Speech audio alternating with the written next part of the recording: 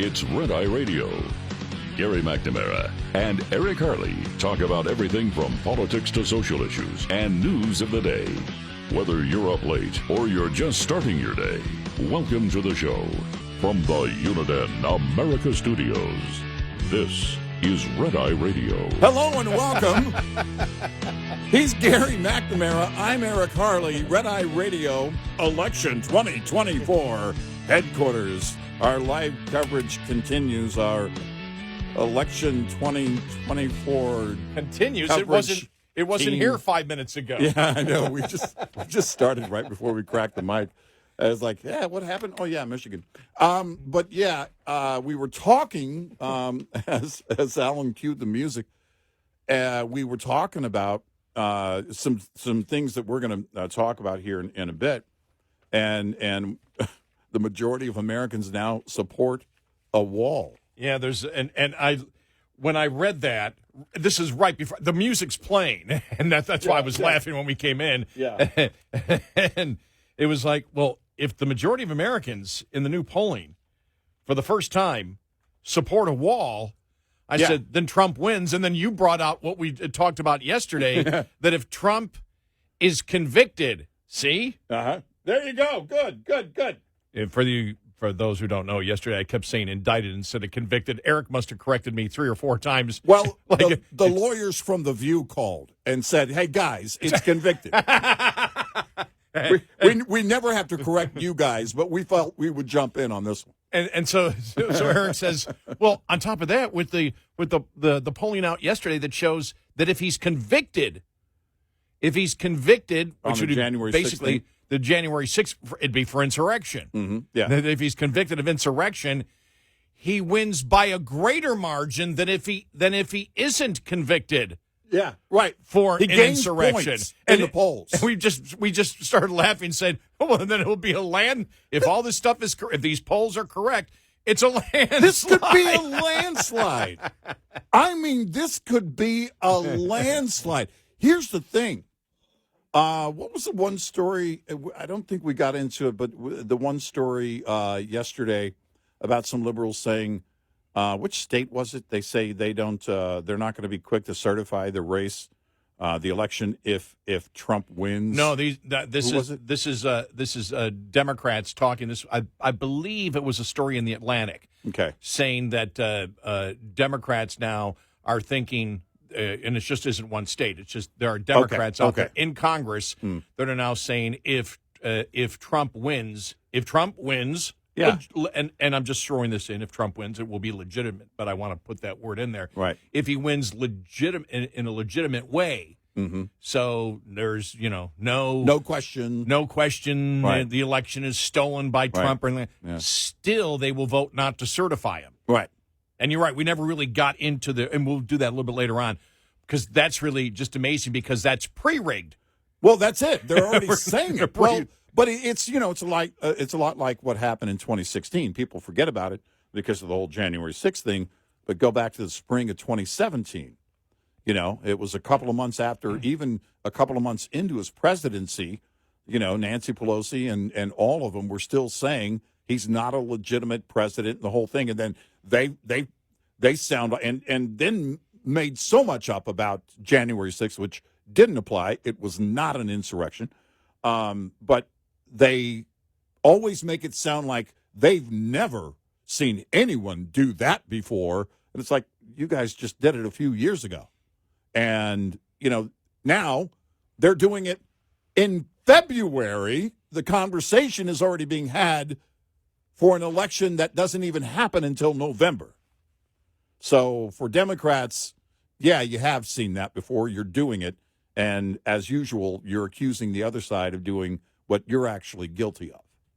But yeah, if you look at that, the polls, the majority of Americans supporting a wall, because in 2016, 2017, it was definitely the majority of Americans were for securing the border.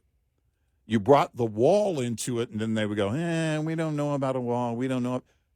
And then, that would change the polls a little bit. And now the majority support a wall. And if that holds, and the fact that people will be, they will feel, I guess, obligated, more will feel obligated to vote for him if he's convicted on the January 6th thing, there's no telling where this thing lands out without, think about that.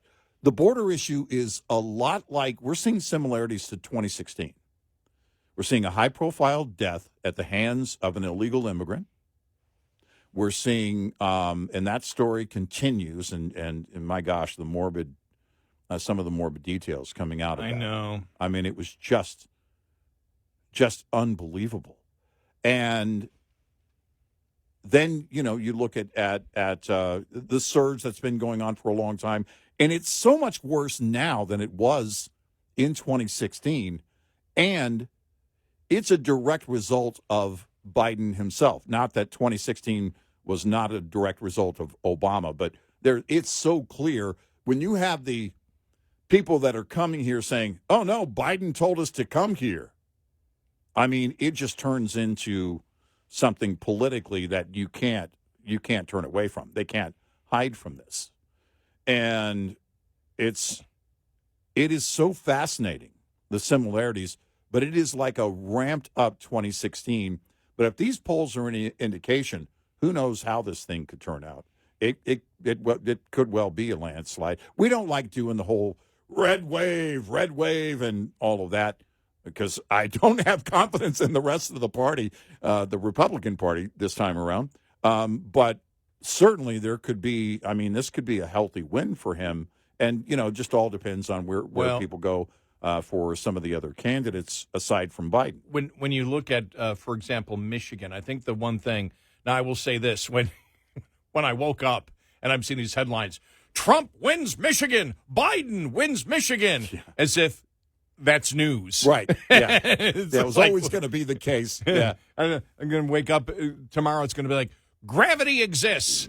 Yeah. But I think the interesting thing that has come out of this, and the full numbers aren't in yet, but if you look, because you said red wave, which means what is the excitement level of Republicans to go out and vote versus Democrats right now. And again, this is from about 15 minutes ago when I last looked at it.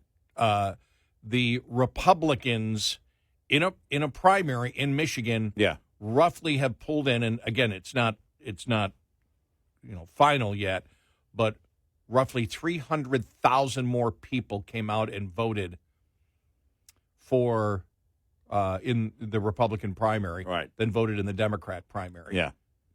And that's a problem.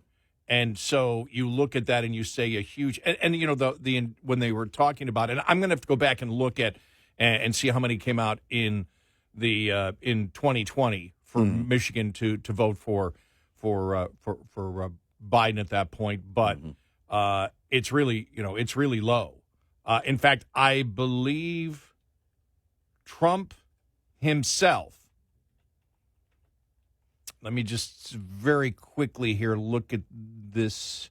I hate doing this, but but hopefully everybody listening is in anticipation. Not could you get to it? Hurry up here, please. Trump, I believe himself,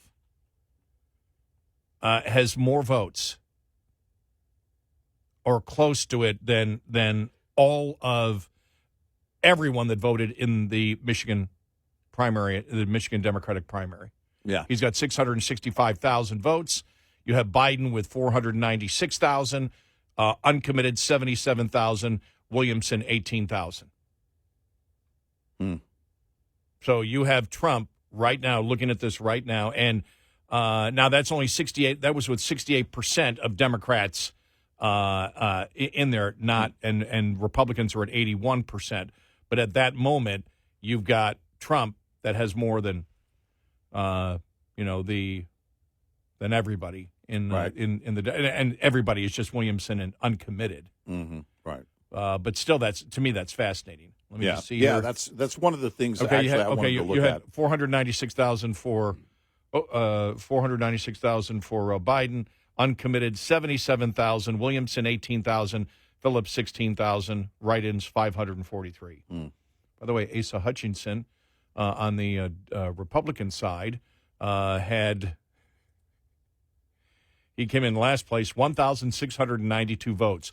Who are those Hutchinson voters? Who sat there and went to the primary and said, I got a vote in the primary and it's Hutchinson? Unless it's, do they have mail-in? No, wait a minute. The primary? I don't know.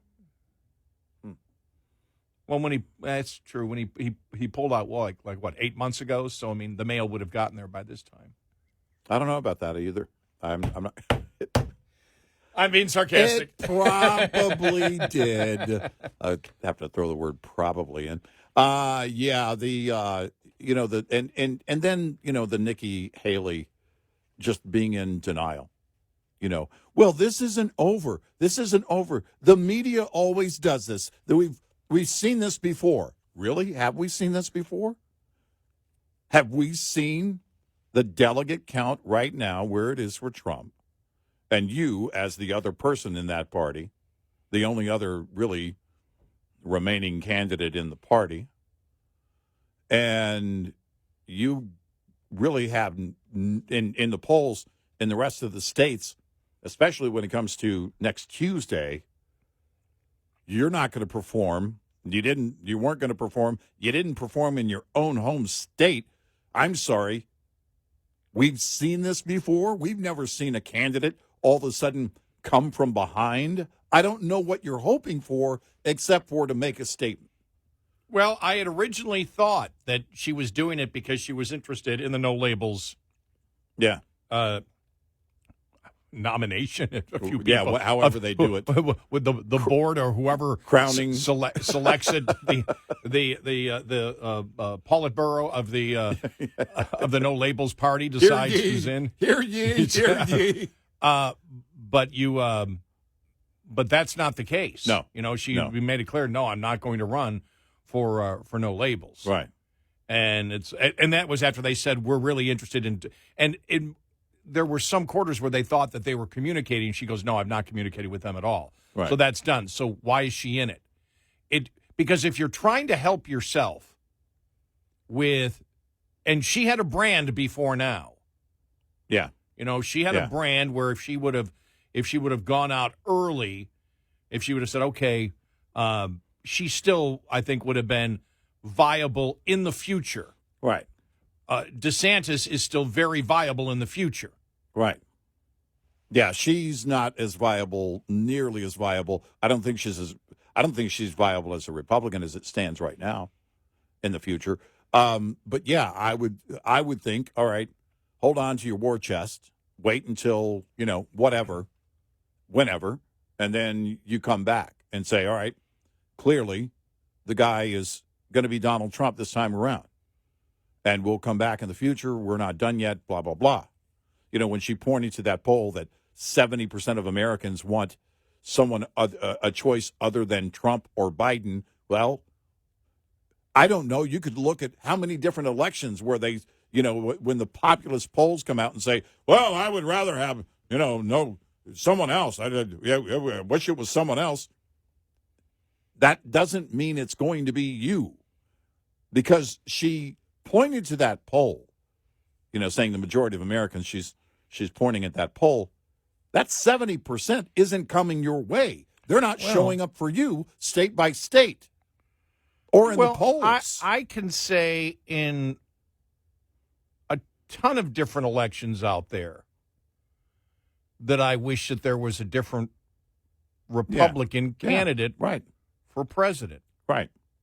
Yeah. Or I can look at it and go, no, I want somebody who's more, who will take, will take the bully pulpit on spending when you really haven't seen that with Republican presidents in a long time. Right, so right. I could say that, but it doesn't matter if I think there's somebody better. I got to find that somebody better.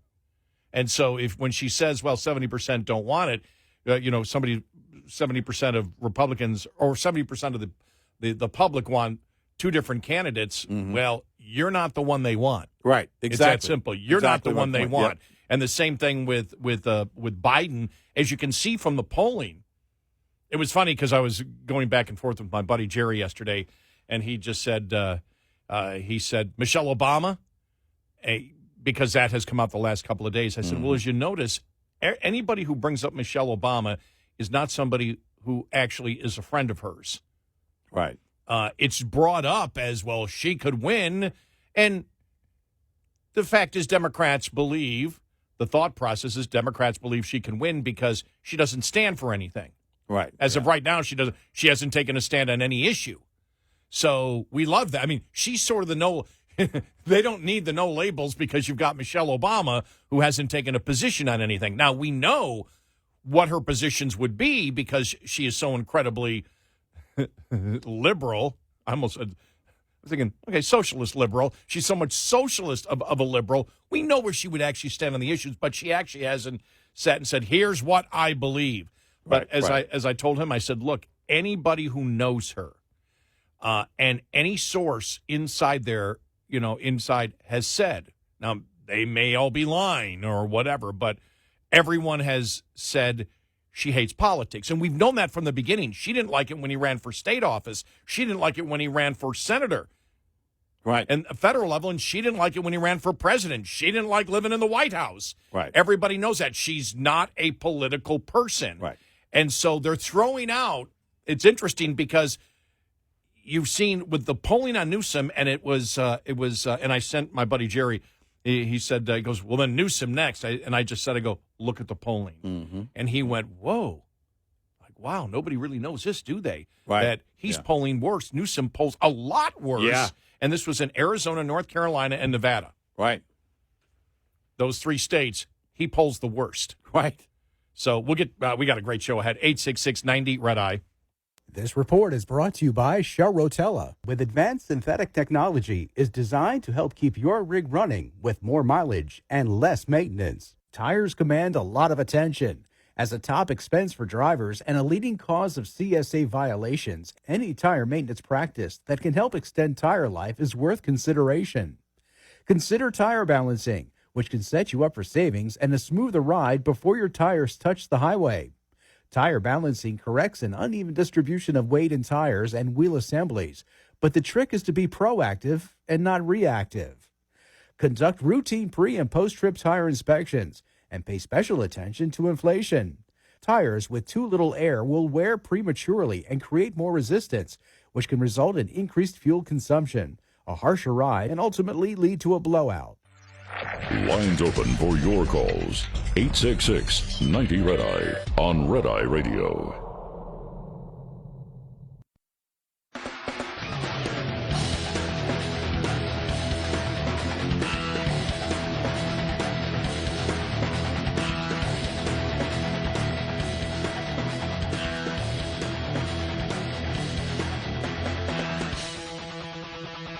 It's Red Eye Radio. He is Eric Harley, and I'm Gary McNamara. Welcome and good morning. Thank you so much for being here. Coming up on the show, we got so much to talk about. I didn't have a lot of time. I was very busy yesterday, but every time I turned on the Fani Willis disqualification hearing, oh man, it was like pulling teeth. And then I thought to myself, I went, oh, wait a minute, though.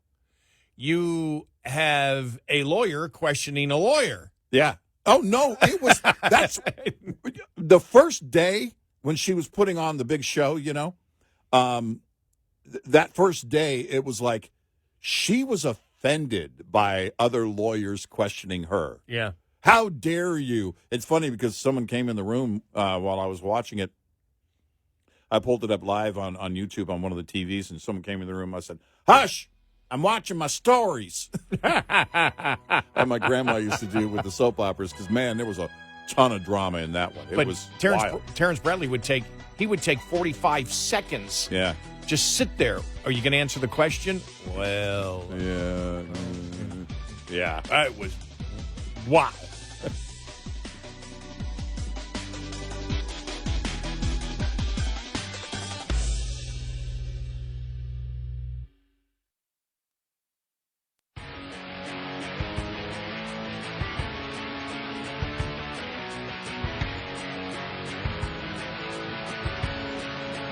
Soon, they'll be going into a deep dive.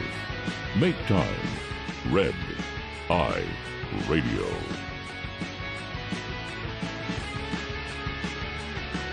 It's Running Radio. He is Eric Harley, and I'm Gary McNamara. Welcome and good morning. Thank you so much for being here.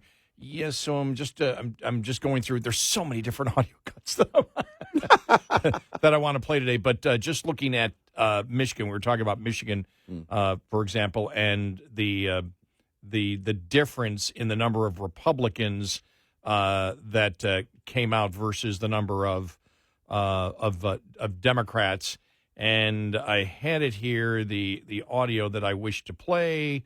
Oh, where'd it go? I had it. I'm stalling. Because it was really good. It was Lee Zeldin who ran for remember, the Republican governor. Yeah. And now I can't seem to find it. I had it, and now it's not here. All right, we'll grab it. Okay, we'll find it here in a little bit. But it's the same thing that Trump himself, from what we've seen early on, and the full numbers aren't in yet, himself outperformed the entire number of Democrats out there. Yeah. That were running. Yeah, right. And that's like, whoa. I mean, that is I'll say, what kind of word should I use here? That's interesting. I won't say that it will extrapolate out and be the way that it will be in Michigan in November, but it is something that has to terrify Democrats. Because one of the headlines that I saw was that he wins Michigan. He wins Michigan even though you have Muslims against his position on Israel. Yeah, right. In Dearborn, and therefore the uncommitted votes. Yeah. Yeah, the uncommitted votes. Or the uncommitted voting campaign, I guess. Right. Yeah. And I just don't know where everything went. I had everything lined up here, and now it's good. I don't like my computer. Yeah, I know. I know. I don't like my computer. Yeah, I don't like it either. Yeah. Because I'm looking here, and for some reason I can't. It's not here at the moment. Yeah. Well, we'll find it. Well, it's when you look at it, interesting, and I didn't get through all of it just yet, so I want to be careful. But the editorial board, it was a couple of days ago, the Donald Trump's divided Republican Party, and some interesting points made in bringing, Nikki Haley into the fold and all of that. But tell me during a primary when the party's not divided. That's the whole point. Right. I mean, you're going to have people in this corner and that corner, and then in November, everything starts to gel. I mean, it was just a few weeks before his passing, Andrew Breitbart on our show in 2012. And I asked him, one of the last questions was, Andrew, if we're looking at Mitt Romney, because it was shaping up for him to be the nominee, and he ended up being the nominee. But if Mitt Romney is the nominee, why should conservatives vote for a moderate? And he said, guys, I'm, as I sit here in my apartment, I'm a stone's throw from SCOTUS. It's all about SCOTUS, which is a very good answer, and he wasn't wrong, Andrew Breitbart. But you always have. 2008, 4 years prior to that, fight with me, John McCain, and it was like, Mitt Romney was the same. Well, look at you and I will never forget it. Look at Hillary, yeah, and Obama, yeah, and they couldn't make up their mind. The liberals couldn't make up their mind if they wanted the first woman president or the first black president. You and they were divided right down the center. You and I were blown away that one time. Yeah. When we sat there, when we said, we only want Democrats to call, just Democrats. Right. We were amazed the number of Democrats that called that night. Right. Yeah. And it was like, why do you want Hillary or why do you want Obama and why? And it was a madhouse because except for one caller, this is how well we have memories here. Yeah. We don't live in the bubble of today, except for one caller who said, Obama because he'll keep us out of all wars. Right. Yeah, that worked out. Yeah, and that was the only person with an issue. Every single Democrat, and this shows you the power of identity politics, which is even in the Democratic voter, because this goes back to the beginning of 2008. Mm-hmm. Wow. Yeah, yeah. I know. Wow. Insane, right? 16 years ago, and we were amazed because it was I want Hillary because we need a woman to be president. No, I want Obama because it's time to have a black president. Right. Woman, black, woman, black, Well, woman, black. And even after, and remember Warren Buffett stepping up saying, okay, I'm going to donate equally to both. Yes. It's like, way to be committed. And, and then after it looked like Obama was going to become the nominee, then it became more of that. You'd had the celebrities, who was it, Tom Hanks, who did the 9 or 10 minute video pointing only to his skin color and nothing about the qualifications of the individual. And we said, look, if we were in the Obama campaign, we'd say, Mr. Hanks, that's very nice. Thank you for, your kind words here, but could you do it again and this time mention something about the man himself and not just his skin color? But we saw that over and over again. Remember Opie, Ron Howard? Yeah, same thing. Same thing. Wasn't the Fonz on? Yeah, with and the Fonz was on it. I think Andy Griffith, I think, was on it. Yeah, you're right. Andy Griffith. And so it was like, and they were the entire time. It was this big endorsement of skin color, and not the person, not the qualifications of the person. And we were like, wow. By the way, I do wonder if today you could get away, how it would shape up, what the ads or endorsements from celebrities would be like.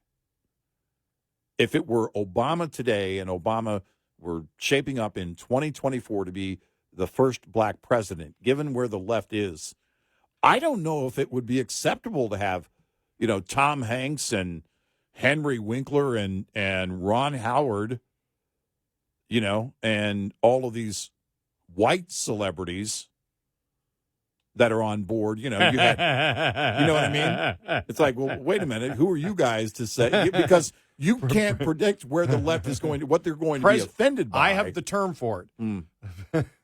Presidential privilege? Endorsement privilege? Yeah. Presidential endorsement privilege. Privilege and what do they call it? Oh, I forgot it. What's the word? Appropriation. Yes, exactly. Right. You're white. Right. You can't say you're going to vote for somebody because they're black because you're white. Right. Well, no, I mean, I think I'm right about that. Well, at least I suspect that would be the case to some extent. You'd probably still have celebrities saying, oh, I'm voting for Obama, but it would be like, well, wait a minute, hold on a second. But this is, Do you remember the pledge? Oh, my gosh. I just thought of that now. That Anthony Kiedis. Yes. I pledge only to flush after a number 2, not a number 1. Right. By the way, I'm going to hold him to that. I'm going to ask him. From the Red Hot Chili Peppers. Yeah, yes. If I ever see him, on an oldies tour or something, I'm going to ask him, hey, first of all, love the oldies. Second of all, actually, I like the Red Hot Chili Peppers. I like each of the individual players in the band, but it was just so ridiculous that, this pledge to the person. See, it's, there's the difference. That was the spectrum, right? Okay, it was about the skin color and then making a pledge blindly also to a person. Because what I'm looking for is qualifications. The individual, yes, but behind that, the foundation of that being the qualifications of what I think they can get done, which is why Trump was so unique, because he didn't have any public sector experience whatsoever. And a lot of people were saying, hey, we actually like that. And so it clearly worked for him in 2016. And now as a former president, I think he has more. It gives him his service in that 4 years gives him, I think, even greater standing. But Who was the celebrity though? I got just back to the pledge very quickly because it was so superficial and dumb. I mean, it was just it showed how childish they are, the childish mentality inside of Hollywood. Who was it? Was it a rap star who said, "I keep my lights on in the house all the time, but now that Obama is president, I make sure I turn off all the lights when I go through the room." That's their pledge. I think was it P. Diddy or somebody? Yeah. I don't know. Yeah. It was just so incredibly bad. Well, it was, I mean, it's like we didn't care about the planet. Yeah. Now we care about the planet. Yeah. And by the way, once he's gone, we're not going to care about the planet. If he loses in 2012 to a Republican, we're going to quit caring about the planet again. Yeah. It's like, you bunch of losers. I want to play. I found the audio. Okay, this is simply on the. It wasn't my computer. Oh, good. It was. I was on the wrong page. Okay. But this is Lee Zeldin on CNN about the Michigan primary last night and the difference in the number of Republicans that came out versus Democrats. There's a big enthusiasm gap. If you look right now, there's 27% of the vote in between the Democratic turnout, the Republican turnout. The Republican turnout is right now far trouncing the Democratic turnout. And that's the percentage of the total vote that we're waiting to come in. It'll be interesting to see what comes in from Wayne County. Yes, I get that. But President Trump's number at the moment is actually more than all of the Democratic Party primary voters together. So I would say that President Trump, when looking at the amount of people who are coming out to vote for him tonight, would be very encouraged by the amount of votes that he is getting compared to all the Democrats. We gotta go. Okay. There you go. And then this one here, okay? This is John King. This also on CNN. This is what Joe Biden received. Again, forgive me, 1,141 votes. Dean Phillips, 54 votes. And uncommitted, make sure I get this right, 3,703 votes. So that's a wow. If you look at it this way, this is 23%. And this is 75%. And so this is just the city of Dearborn, but that is where the biggest pocket of the Muslim American, the Arab American population. This is a place President Biden carried big time in 2020. This is key to his chances of defeating Donald Trump in Michigan again. So that was interesting. Yeah, I mean, 75% uncommitted in Wayne County, but just overall, I mean the number when you see last I saw Trump was roughly up. Trump had the Republicans had over 300,000 more people come out than Democrats as of about an hour ago. Right. And we're not at 100%. The Republicans were near 80%. The Democrats near 70% of the precincts reporting. And so the precincts, there may be some large precincts coming in from the Democrats, but Trump had more votes, and that's held up throughout the night. Trump had more votes than all the Democrats that came out. Yeah. In their primary. Yeah. It's crazy. 866-90-RED-I. Get in touch with Red Eye Radio, toll free at 866-90-RED-I.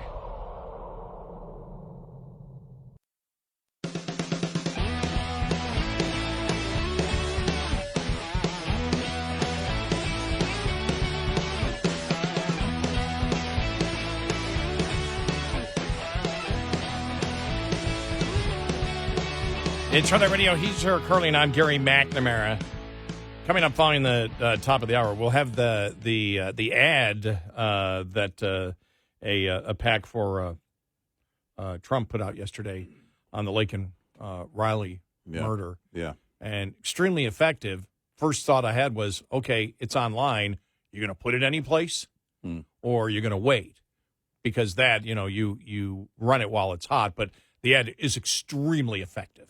Extremely effective. Well, and one of the things about that, if the ad is effective and it has a viral tone to it, then it will be shared by a lot of people. So that's true. A lot of that circulation and saturation in the digital world will happen because people will want to get that word out for the campaign. And so we'll see how that, plays out. I would love to be able to measure those metrics, though. I mean, we can see them. We can see it playing out anecdotally. But I'd love to get into it. You know, Nielsen, the ratings company, actually does that now. But I don't know. You can see it like on a YouTube video, how many views it has. Certain platforms will show you how many views it's had. But we've seen some ads in the past actually go viral because they're shared so much. So that's going to be a great benefit that costs you, except for the production of the ad, costs you very little.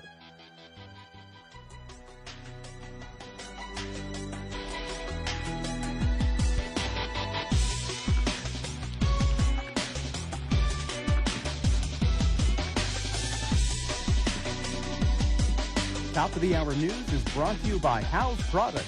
Visit houseproducts.com. This is Red Eye Radio on Westwood One.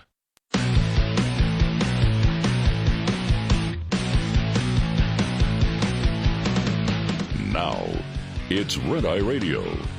Gary McNamara and Eric Harley talk about everything from politics to social issues and news of the day. Whether you're up late or you're just starting your day, welcome to the show. From the Uniden America Studios, this is Red Eye Radio. All across America and around the world, we are Red Eye Radio. Good morning. Thank you for being here. Hello. All right. What you got? Well, you and I talked yesterday about the, and the day before about the horrible Lincoln Riley murder. Yeah. And the Democrats and the media attempting to come out, and we brought up all the arguments here. You can't look at an immigration system and take one instance and say that's reflective of the immigration system. That came from Representative Porter, the Democrat. Yeah, right. I believe from California. Mm-hmm. She said that, and we're like, whoa, you need to shut up. Because this isn't following immigration law. This is Biden not following immigration law. Yep. This is Biden reversing what Trump put in. This is Biden not abiding by federal law. And it's why it's happening. That's why it's happening. And sanctuary cities is why it's happening. And you can't, maybe you could have used that in the past, but now with everything over the last 3 years of the insanity at the border, and now, I mean, you've got, when you got Adams again this week in New York City, stating we can't be a sanctuary city anymore. We can't do this. We can't do this. We can't do this. It's a different time right now.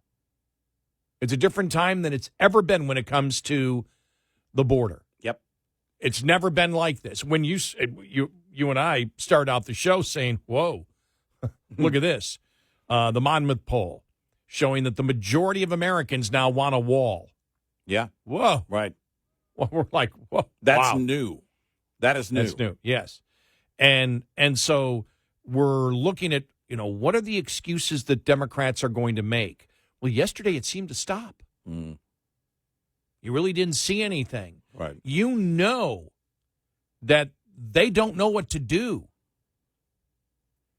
You've got, Karine Jean-Pierre and everything else, asking the question, and even Kirby, too, being asked questions about, well, wait a minute, the information was out there that the president was going to use executive orders to stop this. Right.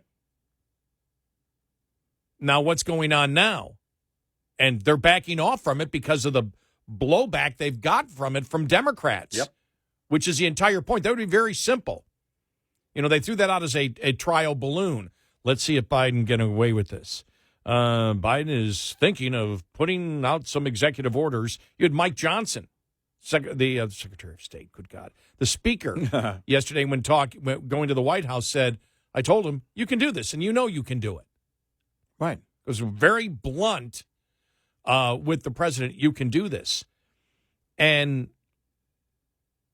so they're trying to they didn't yesterday. I think they've realized on so many of the issues, they can't make an argument anymore. And I want to play this it's audio, and comes from the MAGA PAC.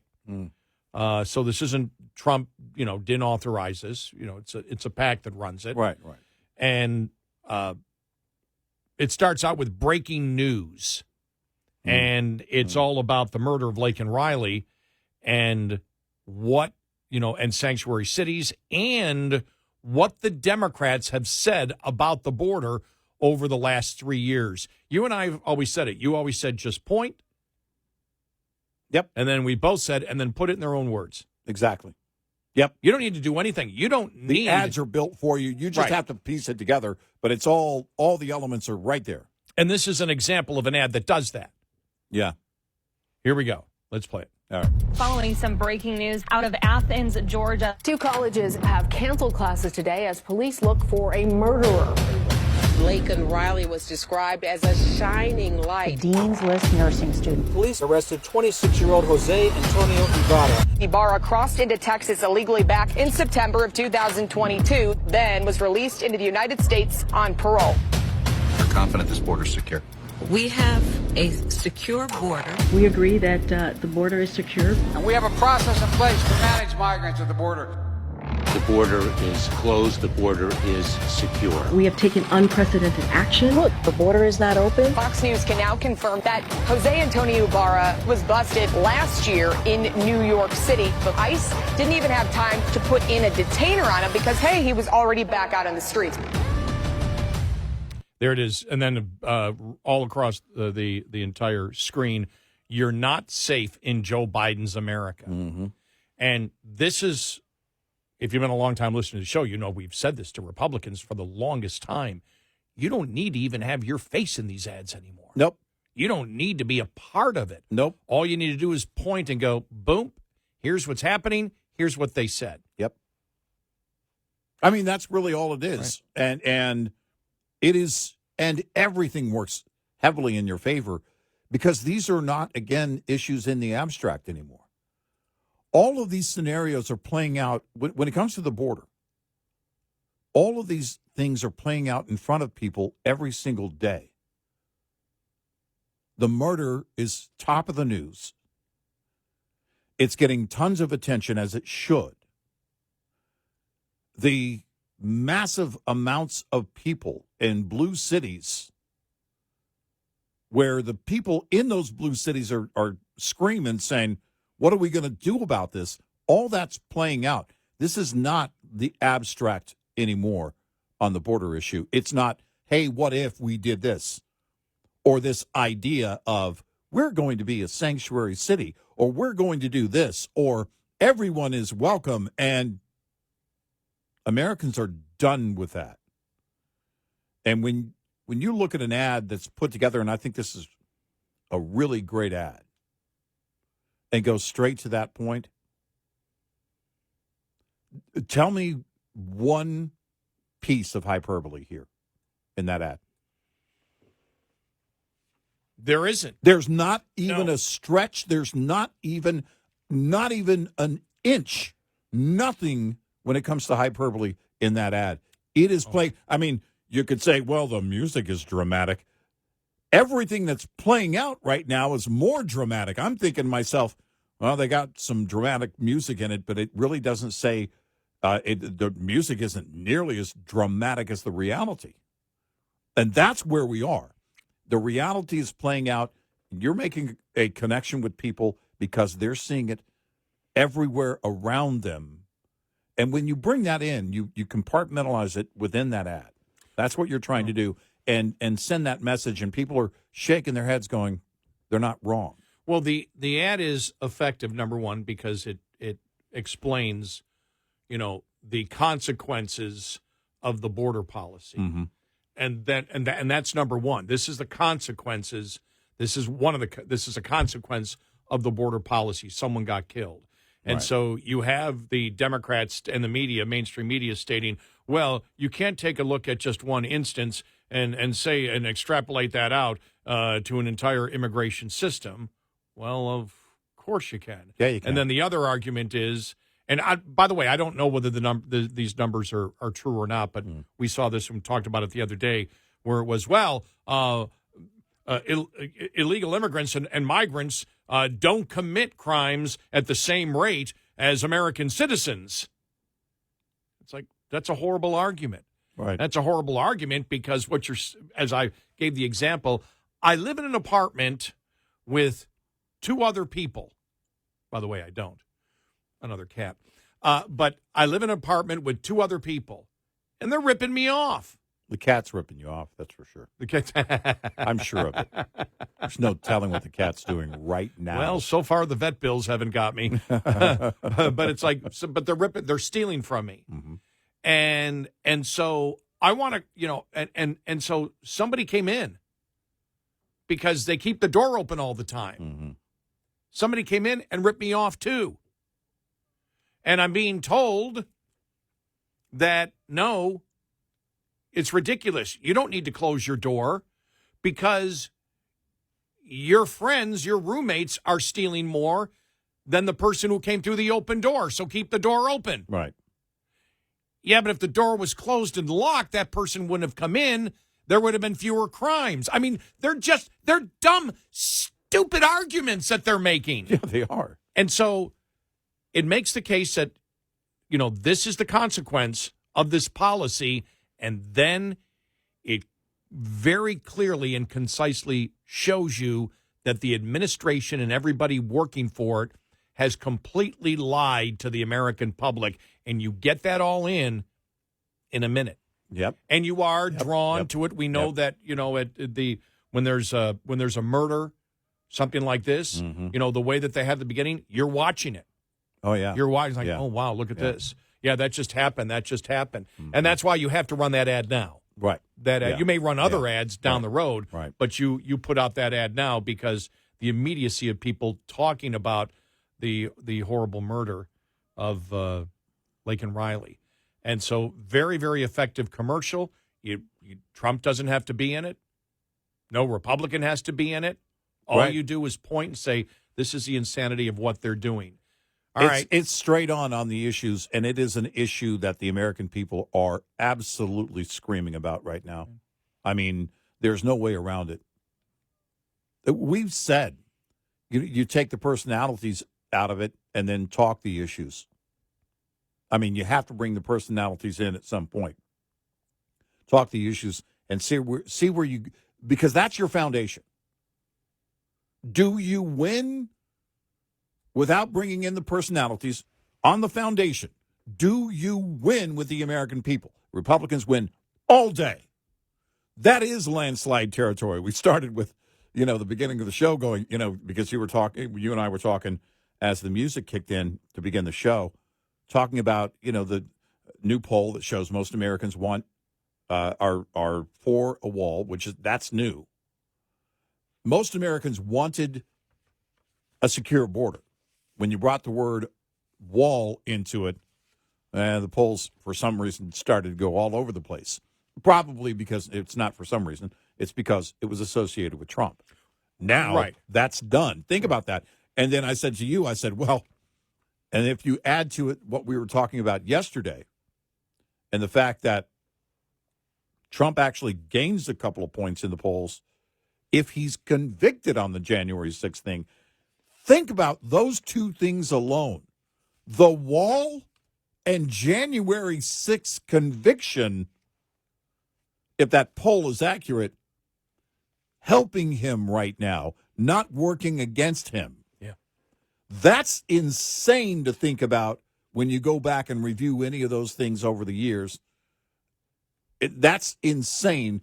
And I said to you, my gosh, we could see a landslide here. I don't know we don't make predictions. Right. We want to be careful about that. But, man, if that is close to being accurate, then there's no telling what November looks like. And a lot can happen between now and then. We're not the guys that scream, we don't know what's going to happen. We'll tell you the night of November 5th of next year when the votes are finally counted. You mean this year? No, next year when the votes are finally counted. It'll take a year to count them. Okay, yeah. All right, I get it. Yeah, the old joke. Okay, yeah, I get it now. It'll take a year. That's good. But we'll finally learn. It's fascinating to me. And is it an awakening? We've been asking the question. Barry Weiss. This is a liberal journalist, and we use the word journalist in its true form there because she is a journalist. A liberal journalist who has written recently about saying she was wrong about Trump. Trump was right. Think about that. You know, when you have liberals looking at it going, yeah. I mean, Michael Rappaport gets a lot of attention because he's been pretty loud on social media. And he's had some choice words and names for Trump. But he said very clearly, I don't care. If it comes down to the two, I'm not voting for Biden. I'm voting for Trump. We've been asking the question, how far can you extrapolate that out? We're careful to point out that, you know, you shouldn't try to do that because you just don't know. There's certain elements, especially when you go state by state. But we go back to what happened just hours ago in Dearborn, Michigan. But I don't think it's just Dearborn. I think that's part of it. I think that's part of the problem for Democrats. Yeah, but Dearborn's an anomaly because Yes, you've got people living in Dearborn that are pro-Hamas. Yeah. So that really is indicative of the American public. Well, no, I'm not trying to make that point. I'm trying to look at it state by state. What's going to affect each individual state? Because when you try and extrapolate it out, people make that mistake of extrapolating out on. It's just like the media doing the national poll. Well, the national poll on voting doesn't work that way. Elections are held by the states. So then break it down into the individual states where Biden could be weakened. And right now, it's shaping up for him to be performing a lot worse than Hillary did in 2016 in a number of those states, including Michigan, for a different reason. But in those states, he could lose big time because of things he's doing. It's not just Dearborn in Michigan. I think it's something else. I think there's something else going on. And maybe, just maybe, the union giving, 48,000 to Republicans recently? Is that a shift in the mindset of what's going on? Union leadership saying, yeah, a great number of our union members will be voting for Trump. That's not a small thing, especially in a state like Michigan. 866-90 Red Eye. Brought to you by FPPF, Fuel Power Max. Uncompensated detention at docks frustrates drivers of all stripes. If you're an owner-operator, you have at least some control over the matter. Make the subject a standard part of your rate and/or contract negotiations on the front end. You can use your own numbers to calculate an hourly rate to compensate for lost income opportunity, as well as fixed costs, which don't stop when the truck stops. Those two elements of a fair detention rate were deemed appropriate by most of Overdrive's audience almost a decade ago. We've used income, fixed costs, and miles average of our owner-operator business services from ATBS's clients to compute an average $64 an hour detention rate then. And 10 years later, the figure is $83 an hour. Use your own numbers to calculate your rate. A simple conversation with any broker or shipper or your carrier if you're leased about what you're putting in the rate might yield results you don't expect. Owner-Operator Business 101 is provided by Overdrive's Partners in Business program. Go to overdriveonline.com to the Partners in Business section of the website for more details on this and many other topics. Brought to you by Shell Rotella. With advanced synthetic technology is designed to help keep your rig running with more mileage and less maintenance. We'll be right back with more Red Eye Radio with Eric Harley and Gary McNamara.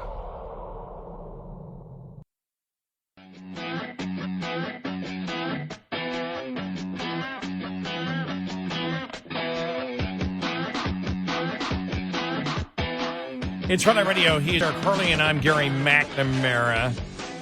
Well, it was 6 days ago that all the mainstream media, CNN, New York Times, NBC, CBS, ABC, all of them came out and stated that U.S. officials are telling them that Biden, wanted to use an executive order to stop the flow at the border.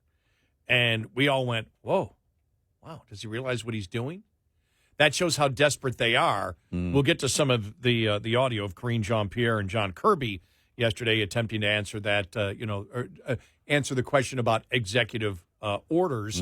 I think that's dead now. I think the response came back from the left, absolutely not, because you're giving away, you're already in trouble, and now by doing it, you would give so much ammunition to the right, saying, see, we told you so. We told you he could stop it. Yeah, exactly. It would be a concession. You can't do that. Right. So this is something that was leaked. It was leaked as a trial balloon to see how it would go. We'll get to that. It didn't go well. No, it did.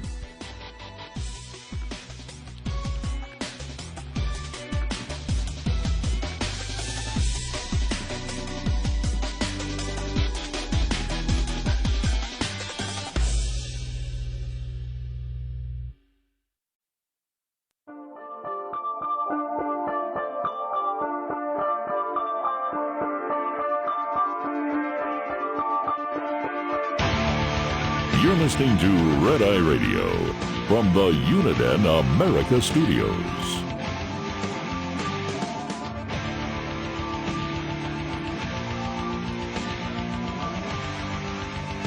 It's Red Eye Radio. He is Eric Hurley, and I'm Gary McNamara. Welcome and good morning. Thank you so much for being here this morning. Download our Red Eye Radio app today, and you can listen when and where you want if you can't listen live overnight.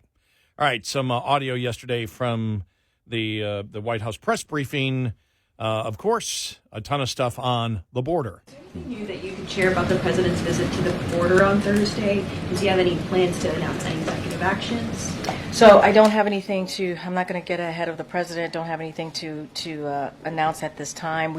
There you go. That was on, will the president announce any executive action? No. That was the question that was asked.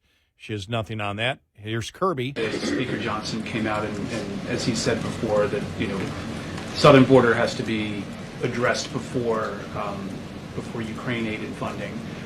They are saying that this shouldn't be done legislatively, more so that it should be done by rolling back executive orders or changing it from an executive perspective. Is that part of these discussions, and is the White House ruling out undoing some of the executive orders from earlier on in the administration? I'd say a couple of things. First, the president has taken executive action at the border, and he certainly will continue to do so. He's taken executive action at the border. That's why we know what hell caused has it. broke loose We at know the what border. caused it. I know. And then he went on to say that we need new legislation and all this, which means they're backing off from it. Mm-hmm. Wow. Yeah. And so it's like, whoa. What's the other? I wanted to play one more audio cut here. And this is where Trump's going to. And by the way, the fascinating thing is, and I know Democrats were shaking their heads over this one. Trump announced he was going to the border, and then afterwards Biden said he's going to the border. Now Trump's going to meet with the Border Patrol Union president. Mm-hmm. And the Border Patrol Union saying everything they're doing is the wrong thing.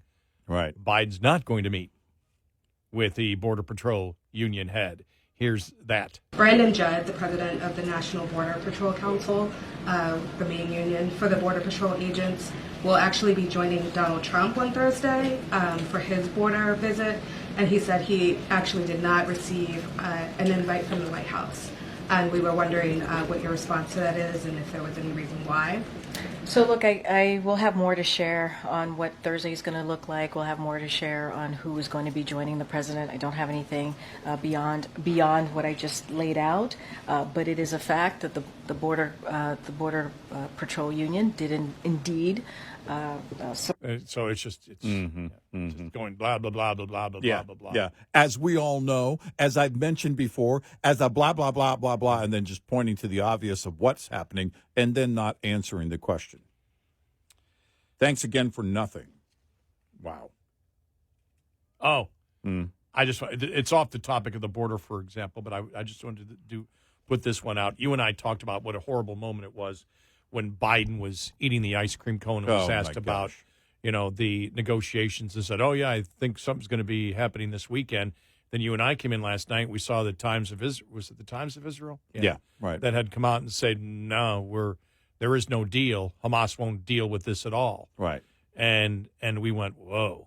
Oh, is Biden jumping the gun on it? Well, This is asking the question, one of the reporters, that Netanyahu, basically said he was surprised by Biden's comment that there was a possibility of a ceasefire in Gaza. Here's this. Just to follow on Weej's previous question, though, we've learned, according to an Israeli source, that Netanyahu was quite surprised by the president's comments about his expectations that there would be a ceasefire by Monday. So that doesn't bode a lot of optimism that one of the key parties was surprised by that timeline the president had set. So why did he say Monday? I can't speak for the surprise that foreign leaders have or don't have regarding. But the answer was out there. Right. The Michigan primary. Mm-hmm. Yep. The Michigan that's why. He wanted Dearborn. Right. And if he can say there's going to be a ceasefire, because it really came out quick right after that from the Times of Israel. And you and I asked a question. Nobody seems to be covering this. This was on last night's show. Why is nobody covering this? Because the mainstream media can't put it out there because it ruins the plan in Michigan. You're looking to get, as hoping you can turn around this whole uncommitted thing in Dearborn. You got to get Biden's got to get the pro-terrorist vote. Has to. He's desperate for the pro-terrorist vote in Michigan. He has to. Because that's what it is. As you said, day one. There is no middle ground here. Radicals and everybody else. And it's being demonstrated fully and completely every single day. Here it is. A majority of Americans, for the first time, support building a wall along the U.S.-Mexico border, according to a poll released on Monday. Respondents to a poll from Monmouth University favored building the wall by a margin of 53 to 46%. It's the first time a Monmouth poll has found majority support for the measure since the group began surveying respondents on it in September of 2015. Support at that time was 48%. In the past 9 years, support for the wall has grown among Republicans, independents, but fallen among Democrats because Democrats want an open border. Yep. Also in the poll, 84% of respondents said the issue of illegal immigration was somewhat serious or very serious. 61% said migrants seeking asylum should wait in Mexico while authorities adjudicate their claims. Wow. While 35% said they should be allowed in the United States. That's definitely solid. That's Democrats. Yeah. Additionally, a plurality said the Senate's bipartisan border deal from weeks ago was not tough enough on illegal immigration. Wow. The focus on Michigan. Look at this. 47% said there wasn't enough. 45% had no opinion on whether they favored or opposed it. Yeah, you do. You just won't say it. Wow. Yeah. You just won't say it. As support for the wall hit a new high on Monday, President Joe Biden's approval on immigration hit a new low days before we talked about this. We had said, they were promoting this fact. Americans must really be paying attention to it, what's going on. Or even if they thought it was a good bill, they went, doesn't matter what's in the bill. Yeah. It's the fact that there is no enforcement mechanism for Biden. And clearly, the American public knows that they've been gaslighted on it, which makes you ask the question, why would they gaslight on it? Why would, and we had played the commercial in their own words, the border is secure, the border is closed, the border is secure, the border is closed. Why would they gaslight? What do you mean? You don't know the border's secure? Right. And again, it's like the guy in Iran. Yeah, Baghdad Bob. Not the guy in Iraq. Iraq, yeah. Baghdad Bob. Baghdad Bob. And then the reporter sitting out there with flames, a city burning behind him, saying mostly peaceful protest in 2020. Right. Yeah. But this is every day. You've been getting this for 3 years, up until a couple of months ago, that the border's secure, and then you look at the film behind it, and it's like, what are you, nuts? And so you have to ask the question, and many independents are, we know Republicans always have, Why would they lie about this? Why would they so blatantly lie and say the border is closed and the border is secure when everybody knows that's BS? By the way, the whole mostly peaceful protest is a lot like what they're doing on the border, isn't it? Well, it's just, we're talking about just one person, or we're just talking about, we can't let that represent the entire border issue. It's a mostly peaceful, Gary, it's only one fire.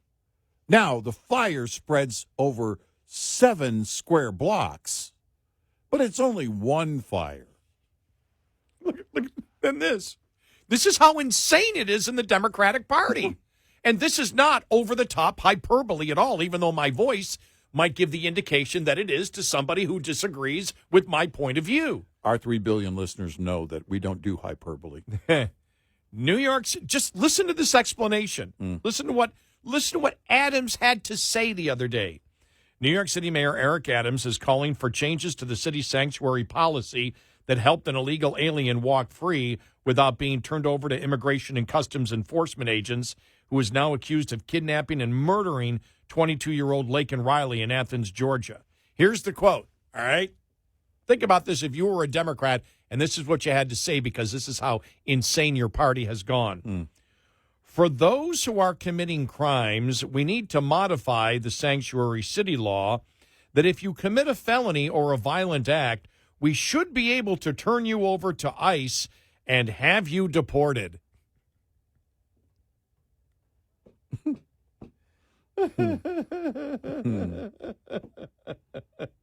In 2017, then Governor Andrew Cuomo signed the bill that said New York State must turn criminal illegal aliens loose after they are arrested on local charges, even violent circumstances.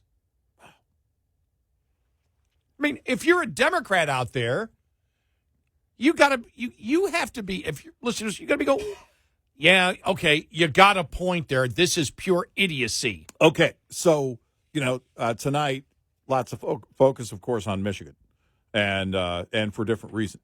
Now let's go into Fetterman territory, right? Where's Fetterman been on the border? Fetterman actually isn't going along with his party. And why is that likely? Because he's hearing from the people of his state. And remember, in 2016, we were saying toward the end, hey, watch Pennsylvania, watch Pennsylvania. We don't think the polls are demonstrating everything that's going on there in Pennsylvania. And we ended up being right. And Fetterman on Hamas and Israel, and Fetterman on the border. Fetterman's a liberal. This isn't Fetterman becoming more conservative, but Fetterman recognizing what his constituents are concerned with. The point being is, as we go through state by state by state, I'm wondering what's going on right now with Pennsylvania. I'm wondering with states like that, other, areas where, it could go either way, but Trump has won before on the border. Is that because what was the poll? What was it about 3 or 4 weeks ago? The poll that came out that said it was number one. The border was the number one issue, even over inflation. Yep. And we wondered at that time, well, are people just getting used to resigning to the fact that inflation's here to stay? High prices are here to stay. And then there was more data that came out actually after that showed we were right in questioning that. But the border being number one, well, if that's going on in Pennsylvania, I think that's, Dearborn's not a small thing in Michigan, but I think in those states where Trump won in 2016, I think there are some very key issues. If you look at inflation and if you look at the border, those are the two top issues right now. Those are heavily motivating factors. People want their spending power back, and they want this border thing cleaned up. And something, too, you could throw Ukraine in there, but Ukraine actually, because of how they're negotiating it, is a border issue. No, it is. It is. You're absolutely right. It's inflation and the border. Well, because they're comparing it and going, well, wait a minute. We're going to give money to Ukraine to secure their border, but we won't secure our border with a pen? Yeah. And that's a very effective argument. That's right there. And that right there could be playing out. We'll see what kind of bearing it has November 5th. 866-90 Red Eye. Coming up, more with Gary McNamara and Eric Harley. It's Red Eye Radio.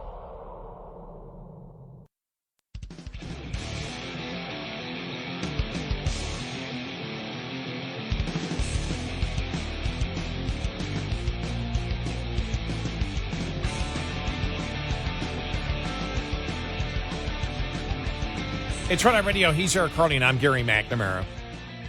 Yeah, just looking at the numbers again in Michigan, and as of right now, you have the Republicans with the Republicans drawing 400,000. This is rounding off, 400,000 more people to vote in the Republican primary than voted in the Democrat primary. Yeah. Wow. And I believe Trump himself has more than all of the people that voted in the Democratic primary. Trump has more votes himself. Wow. All right. 748,000, just to a little bit over 700,000 for everyone that came out for the Michigan primary Democrat. Now, again, it's 92% in for the GOP, 80% in for the Democrats, so that could change, and there may be some large precincts out there. But the number, as we go through the night, it keeps going up and up and up and up. Because last time we reported it was 300,000. Yeah, interesting. So, does that reflect the excitement level, the political excitement level? Maybe. You would think. Yeah.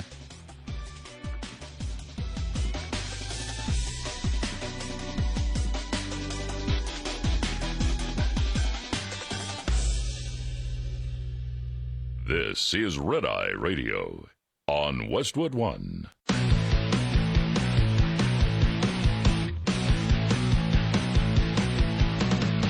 Now, it's Red Eye Radio.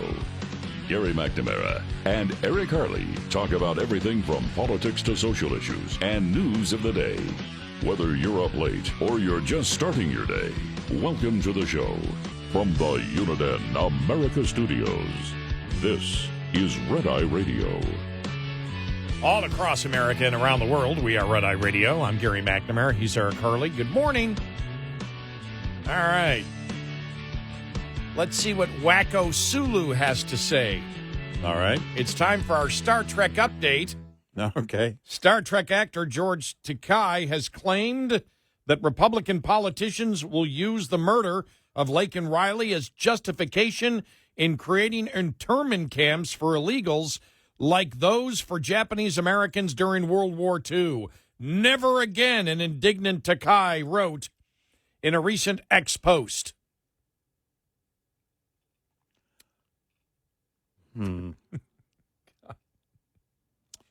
Yeah. Well, no. There is a difference. Well, there's a huge difference. Massive difference. American citizenship. There you go. That would be the key difference, I would think. Yes. And I know he lived through it, but in fact, all the more reason that he should know that one massive Everest of a mountain difference between non-citizens and citizens, and it wouldn't be camps, it's detention, and it's part of the immigration law, and it's not Republicans, it's in the law and the way that it should be done. Or, if you're seeking asylum, wait in Mexico. Well, was he upset about the Obama cages? I don't remember that. Was he upset about detention camps, or detention, they're not called camps, what are they called? The detention facilities. Detention facilities, was he against them when Obama was using them? Not that I recall. When Clinton was using them? No. Not that I recall. Again, this is just the insane. Well, he's a nutcase, though. Yeah. He really is. I love it. I guess Shatner doesn't even bother with him anymore. Remember, they used to go back and forth on social media and stuff. I do remember Chachi and Fonzie did a couple of years ago on something. Yeah, I forget what that was. Yeah. Henry Winkler. Henry Winkler. Freudian slip, maybe. Henry Winkler, for a lot of folks, gets a pass because he's such a nice guy. And he is a nice guy. He seems like a really nice guy. Yeah. I like him in the Sandler movies. Yeah. He seems pretty funny. Yeah. You know? But he's also wrong on many things, I believe. So, yeah. But I think it was a very friendly back and forth. Well, I think with Scott Baio. I think on Happy Days he was quite the misogynist. Snapping his fingers. And the girls would just, like a magnet, boom, they're just there instantly. By the way, never works. In real life, it doesn't seem to work that way. It doesn't. It doesn't. Even my well-trained pet, who I used to be able to, just kind of clap and call her, she doesn't respond to me anymore. Think about it, though. We're laughing because we're kidding, but if Happy Days came out today, the left would go crazy and would call him a misogynist, the character. Well, number one, theft of service, or just theft on the whole jukebox thing. Yeah, he was stealing. You're getting that play, so he's not no pay for play is would be the case in that scenario. And he was assaulting the machine. Yeah, exactly. He assaulted the machine. Possibly doing long-term damage. We never saw any real damage, but, I'm not Arnold. I'm not the proprietor. And I don't even want to talk about what might really have been going on in the bathroom when he went in to comb his hair every 5 minutes. Yeah. That seemed weird. Just a character named Potsy. I don't even know where that goes. I don't even know where that goes. Potsy was probably into some edibles. I'm thinking. How else do you get a name Potsy? It's got to be about weed. It was about weed. You want to know why he was such a nice guy? Because he was high. Everybody's very nice when they're high. And everybody loved him because he shared his stash. Exactly. Ralph Malph, I don't know what's going on there. Maybe a little too caffeine. Just. All right, so I have to tell a very quick story. Mm-hmm. This had to be 70, it's either 74 or 75. Yeah. And it was summertime, and I was working in downtown Buffalo at the bank. Yeah. And we would get an hour lunch break. Okay. And it was great. I mean, I probably was the first year. I'm going to guess it was 74 then. When did Happy Days come out? Was it 7? Well, it was either the summer 74 or 75, but during the beautiful summer days at lunch, you just go and you walk downtown. It was cool to do that. You know, and I was in college. I'm like, okay, I got my suit on and everything else. I'm a banker. Oh, yeah. Okay, let me just walk with the rest of the professionals. And briefcase? Did you say briefcase? Did you have a briefcase? No, I didn't, but Steinmetz did. Okay. Steinmetz was the guy who traded me, and he had a briefcase. All right. And every time I see the Seinfeld where Kramer's going to work and Jerry goes, "What's in the briefcase? What's in the briefcase? Crackers." Exactly. I think of Steinmetz. And and he's the guy who trained me, and I remember, you make the first call as a bill collector, you're praying nobody answers. Oh, that first call? Yeah. Oh, yeah. It was like, and then you finally got used to it, but it was like, oh, no, that was a scary thing. But, he had a briefcase, and everybody used to ask, what's he carrying in it? You don't take anything home with you. I mean, it's like everything stays here. You never needed a briefcase, but he had one. But the Happy Days crew, was in town, and it was downtown at lunchtime, and they had a stage and everything else. Now, I was too late for that, but I was walking through one of the department stores, and there in the other aisle, Potsy and Ralph Malv. I mean, it was just great. Doing an appearance? No, they were just walking. They're just in the store? They're in the. It was after the whole thing presentation. There they are, both walking. All right. Anson Williams and I can't think of Potsy or Ralph's name. Yeah, I forget. I'm totally blanking on his name. But yeah. I can just see, do you hear those guys really tearing apart the institution of Happy Days? They called Fonzie a misogynist. Well, if the leather boot fits. If the dingo boots fit, then, hey. Oh, man. Yeah, hey, I never tried to jump a shark. You know why? Because that would be stupid. Now, wasn't Leather Tuscaderos Susie Quattro? Because there was 2 Tuscaderos. There was Pinky and Leather. Yeah. The fact that you remember Pinky. Oh, yeah. Remember I have not seen a Happy Days in 30 years. And all these things are popping back. Remember, was it the Valachi brothers? Remember they had the Demolition Derby? And Fonzie was in the Demolition Derby. Oh, yeah. I think it was the dramatic, when they would go to a commercial break. Yes. Dun, dun, dun. I think it was the Valachi brothers. I remember talking to my oldest granddaughter, a few years ago, and I said, because we said something, we were in the kitchen, we were talking about jumping the shark. I said, do you actually know where that came from? Doing a generational test, litmus test. No. And I told her the story, and it was so underwhelming. She may have fallen asleep at some point. She just we were doing a task in the kitchen, and she was just looking down. It's possible she slept through part of it when I told her the story. Yeah. It's, that was television, must-see TV. You mean jumping the shark? That term came from Fonzie jumping over a shark? Yep. Literally on skis. Yes. While wearing a leather jacket.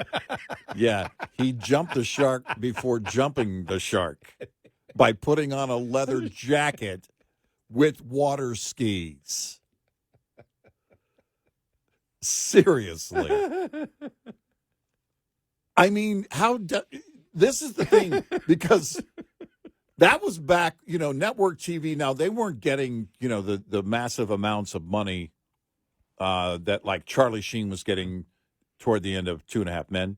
Mm-hmm. He's getting, I don't know, what was he getting, 50 million an episode, whatever it was. Yes. But it was still, for the networks, of course, primetime TV, and back then, no cable.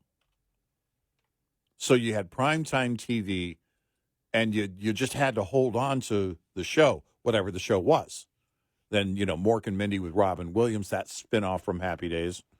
Joni Loves Chachi, and Fonzie Goes to College, whatever they did, all of the,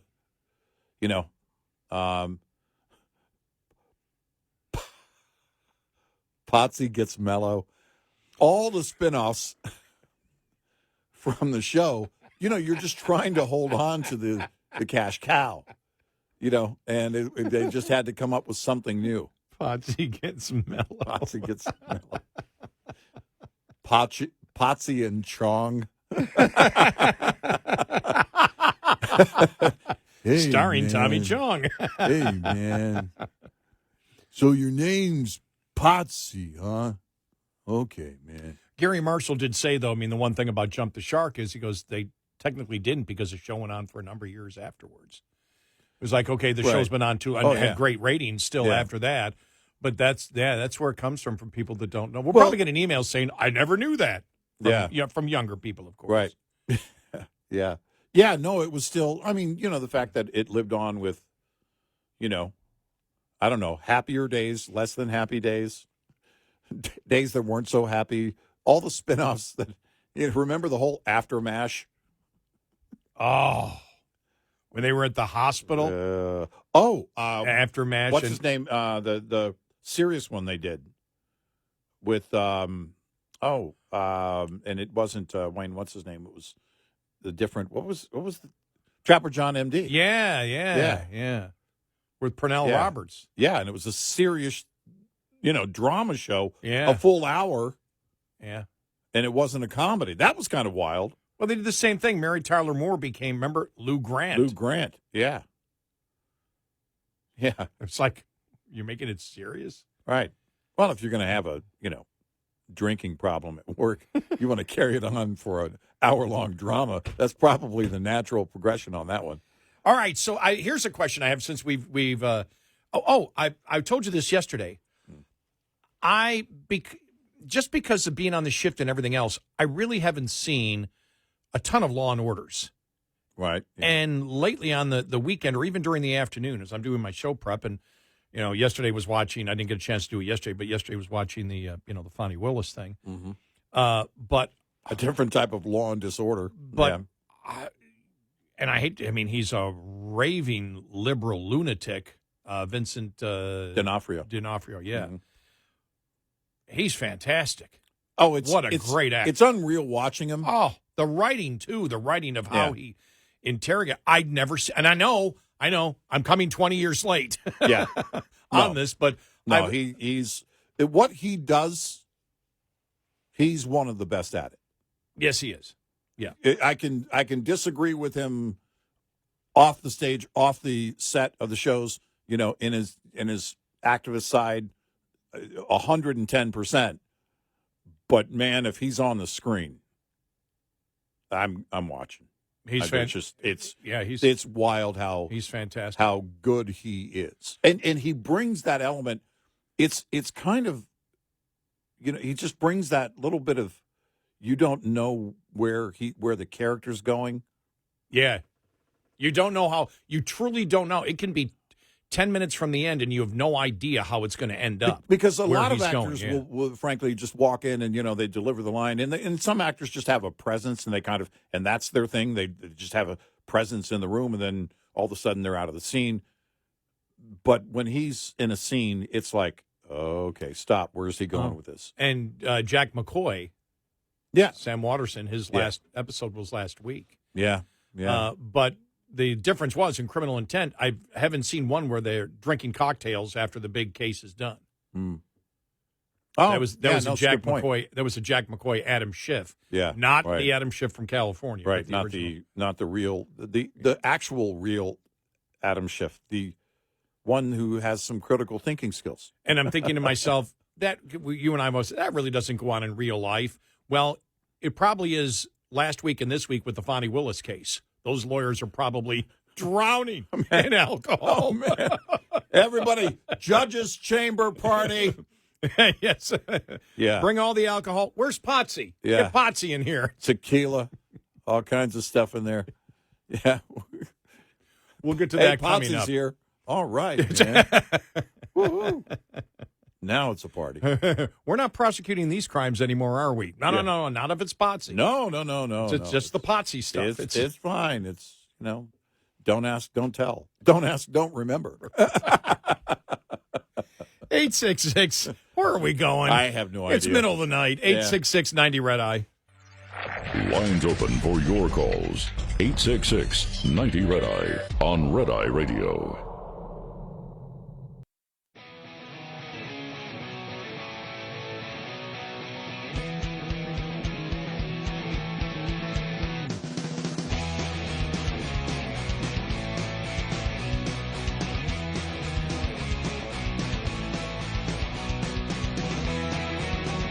It's Red Eye Radio.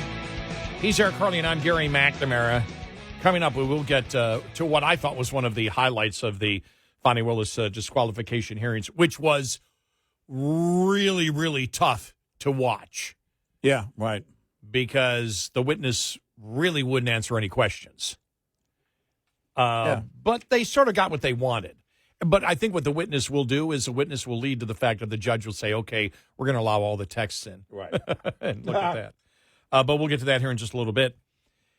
Nearly half, this is a problem. Our climate change update and the problem for Democrats and climate change, everybody wants it.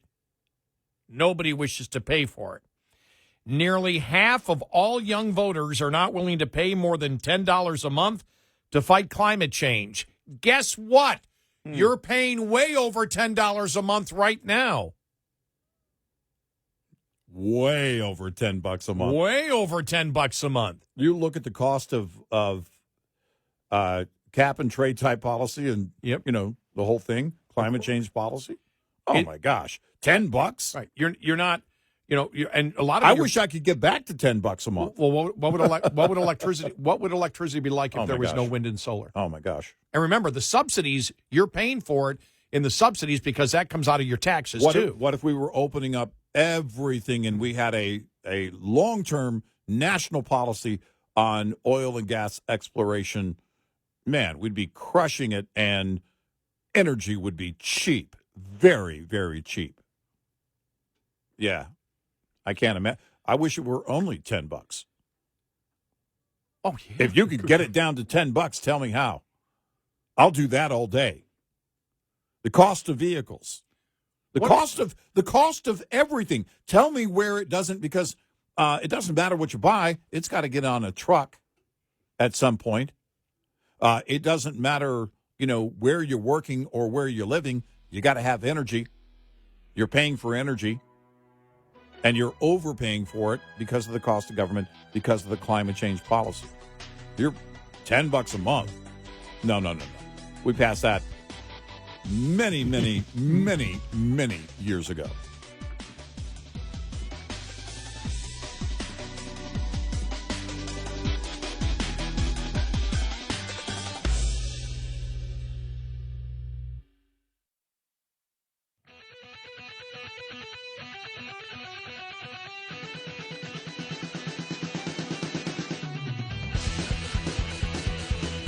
Observing and analyzing the sanity.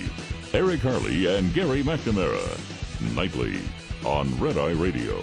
And he is Eric Harley, and I'm Gary McNamara. All right, so let's delve into this poll that was done on climate change. And the headline is nearly half of all young voters won't pay more than $10 per month to fight climate change, creating a potential issue for President Biden's campaign. Nearly half of all young voters are not willing to pay more than $10. 45% of the youngest crop of voters aged 18 to 34 would be willing to spend $10 or less per month to combat climate change, according to the survey from CRC Research.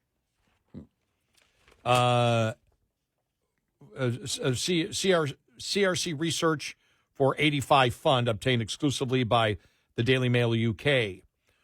And 1 out of 5, 20% of the same age bracket responded they would pay nothing.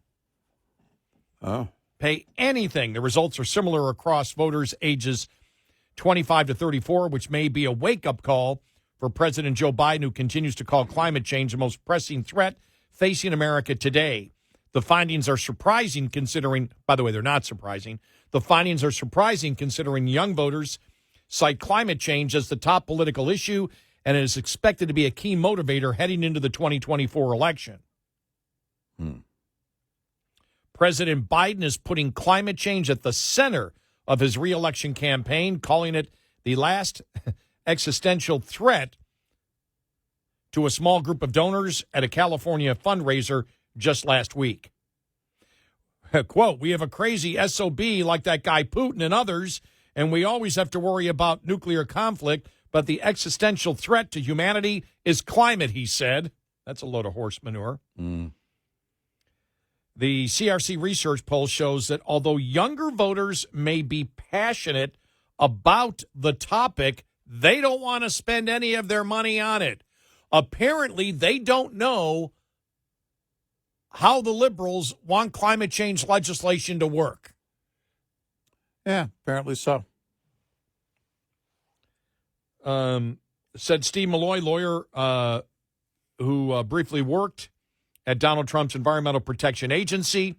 Despite claims that they are leading the charge on climate change, it turns out young people are actually just sheep in wolves' clothing. No. They demand climate action, but demand someone else pay for it. Oh. And that's why I said it's not surprising. Right. Same thing as Obamacare. Right. We want didn't know- Obamacare. We didn't know we were going to have to pay for it. Oh, I got to pay for it? Well, remember, there was an actual couple. I mean, we say that, but we're actually, I don't know, I think almost verbatim quoting that couple in California. We supported Obamacare. We didn't know we were going to have to pay for it. It's crazy. I mean, it's... you remember California, Colorado, and Vermont all brought up socialized medicine. Right, on the state level. On the state level. Yep. Sorry, can't do it. People got to pay for it. Unless liberals can borrow from future generations, that's the only way. They don't want government health care. If they have to pay for it or they see an increase, they don't want it. Same here in climate change. The CRC research survey also found that 26%, this is a really interesting part now, that 26% of 25 to 35-year-old voters would not be willing to pay anything to combat climate change. But the numbers increase when you factor in all voters. When combining all ages, 42% said they would pay nothing to fight climate change, while 18% said they would spend between $0 and $10 per month. But only 7% of the respondents in the online survey say they would be willing to commit more than $100 a month to combat climate change. When you talk about energy prices and how they've increased, when you talk about taxes that have to go for all of the subsidies, when you talk about the increase in automobiles because of electric vehicles, you're already paying $100 a month. Oh, yeah. With 60% of Americans unwilling to spend more than $0 to $10 a month to reduce the impact of climate change, these results should serve as a wake-up call, said Jason Isaac, CEO of American Energy Institute. American people are sending a clear message. They don't want to foot the bill for Biden's kooky and costly climate policies. Wow. I'm trying to see here if anything else. Nationwide, 73% of Americans believe climate change policy should reflect Biden's commitment to cut greenhouse gases in half by 2030. Another survey conducted by the Center for Climate Communication found that 52% of voters want President Biden to do much or much more to address global warming. So, again, we talk about this across the board, though. This is the problem. We talked about with government spending. Right now, when the Republicans are talking about, you have a small number of conservatives saying we need to cut, we need to cut, we need to cut. The problem is Americans will say we need to cut. The budget's in horrible shape. The debt is just horrendous. And so we need to cut. Well, just cut foreign aid and wasteful spending, and we should be able to get there. Yeah. So Americans want a virtue signal on one end. This is what we want. This is what must be done. But if they're going to have to pay for it, or they're going to lose a benefit, hell no. Well, I forget who it was in the parking lot of Walmart. Hey, we got a petition here to get the pay increase for workers at Walmart. You willing to sign it? Oh, yeah. All right. Thank you. We're also taking up a collection to benefit these workers that don't. Can you give money? No. That was great. I'll never forget that. Remember Liam Neeson? He was doing an interview for one of his movies, and they were talking about equal pay for women in movies. Do you think there should be equal pay? Yes. Well, you're the star of all of your movies. Are you willing to give up some of your pay for women? No. What he's saying is, I support this until I have to pay for it. And that's where we live right now. Yeah. And we saw the signs with Obamacare. We saw it when California tried it, when Colorado tried it, when Vermont tried it. It failed. Right. Why? Because they can't go into debt like the federal government. Yeah. And so you've got to pay it up front.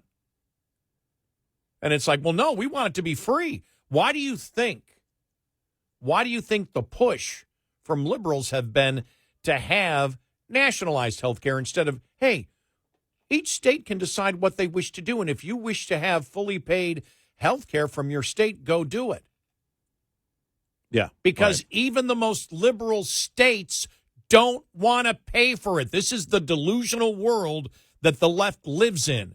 We want what we want. We want it now, but we're not willing to pay for it. Someone else has to pay for it. Yeah. Who isn't paying their fair share? Right. Could you define fair share? Yes, fair share is me not paying and somebody else paying. Because that's what fair share is. Oh, yeah. Because it's somebody else. Because they've never, ever been able to define what fair share means. Right. And that's the beauty of using that as a political argument. Right. Well, and I like the polls that showed when people say, well, rich should pay their fair share, and they say, okay, here's what the rich pay. Or what do you think the rich pay? And they always lowball it. They all believe the rich are paying a lot less in taxes than they are. Right. Well, and then get this. The U.S. Department of Treasury, when was this published? I think it was last September 23. And here's the title of the study from the U.S. Department of the Treasury.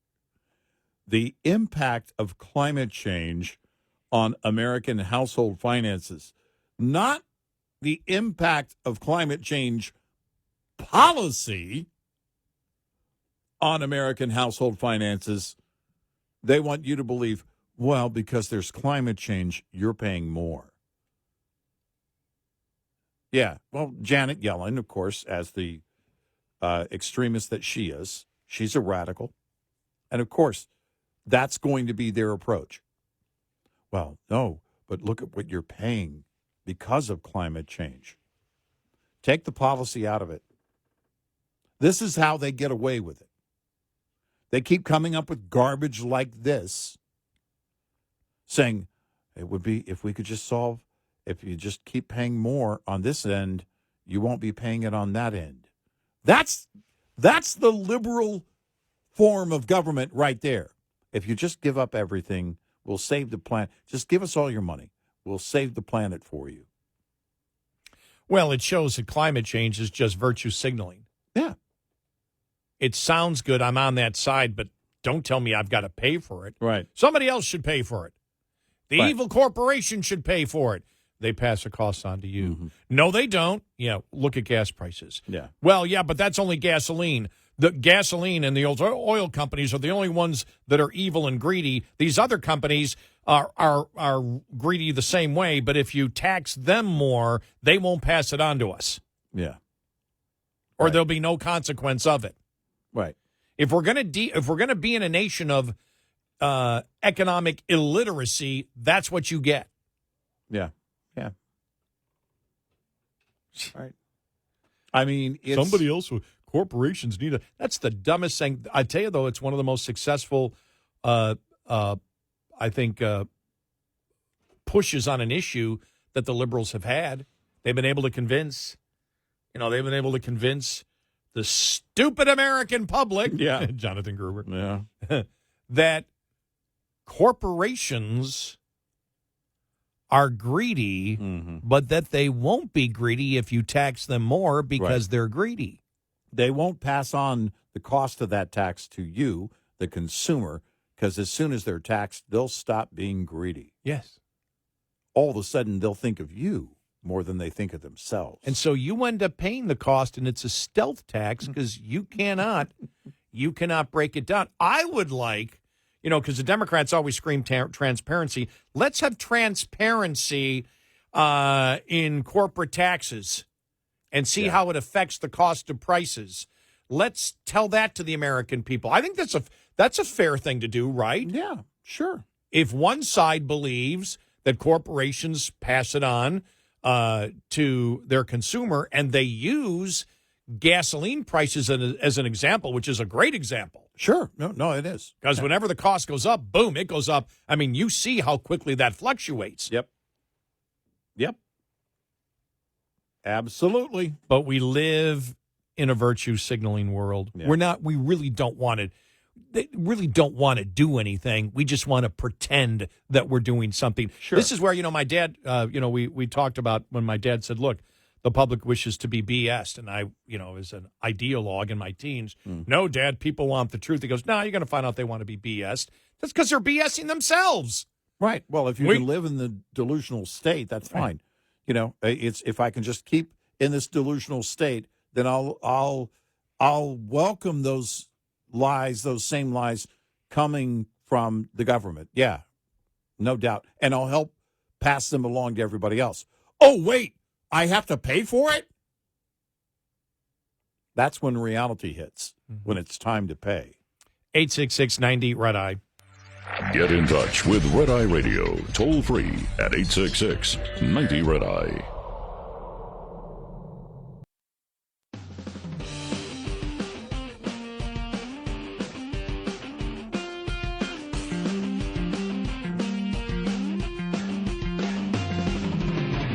It's Red Eye Radio. He's Eric Carly, and I'm Gary McNamara. So the Cato Institute did the same kind of study back 4 years ago? Yeah, March 5 of years ago. 5 years ago. March of 2019, they put this out, and it was about electricity bills. 68% of Americans wouldn't pay $10 a month in higher electric bills to combat climate change. And so it's interesting, the chart, $1 a month, 57, this again is on your electric bill, 57% said to you, and that's not even like massive amounts, $1 a month, right? I mean, for those, you have to break it down into those who, are buying into climate change and those who aren't. And in this case, quite literally, $10 a month, 28% don't, 28% are in favor, 68% no. $20 a month, it goes up a little bit. So you've got 30% who favor, but you've got 69% who don't. $40 a month, 23% favor, again, 69% don't. $75 a month, 15% favor, 83% don't. And then $100 a month, pretty much the same as $75 a month. That was just on electric. Just on your electric bill. Electric bill. As I mentioned. Well, you know the difference? Hmm. Why there's a few more percentages higher for the higher amounts? Inflation. Well, we've experienced now. Now that people are tightening their belt, they have no extra money. Yeah, you well, asked the question about climate This change. is 2019 before inflation really took off. So. That's what I meant. Yeah. Oh, the you mean difference between your poll and the poll that I read here is inflation. Right. Yeah, no, that would be it. Because now they're already paying higher, and they're paying, again, another cost of government related to that as well.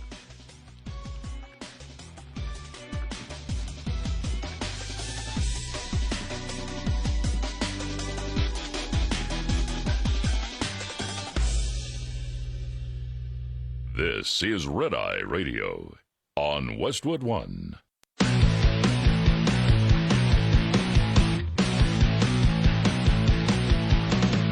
Now, it's Red Eye Radio. Gary McNamara and Eric Harley talk about everything from politics to social issues and news of the day. Whether you're up late or you're just starting your day, welcome to the show.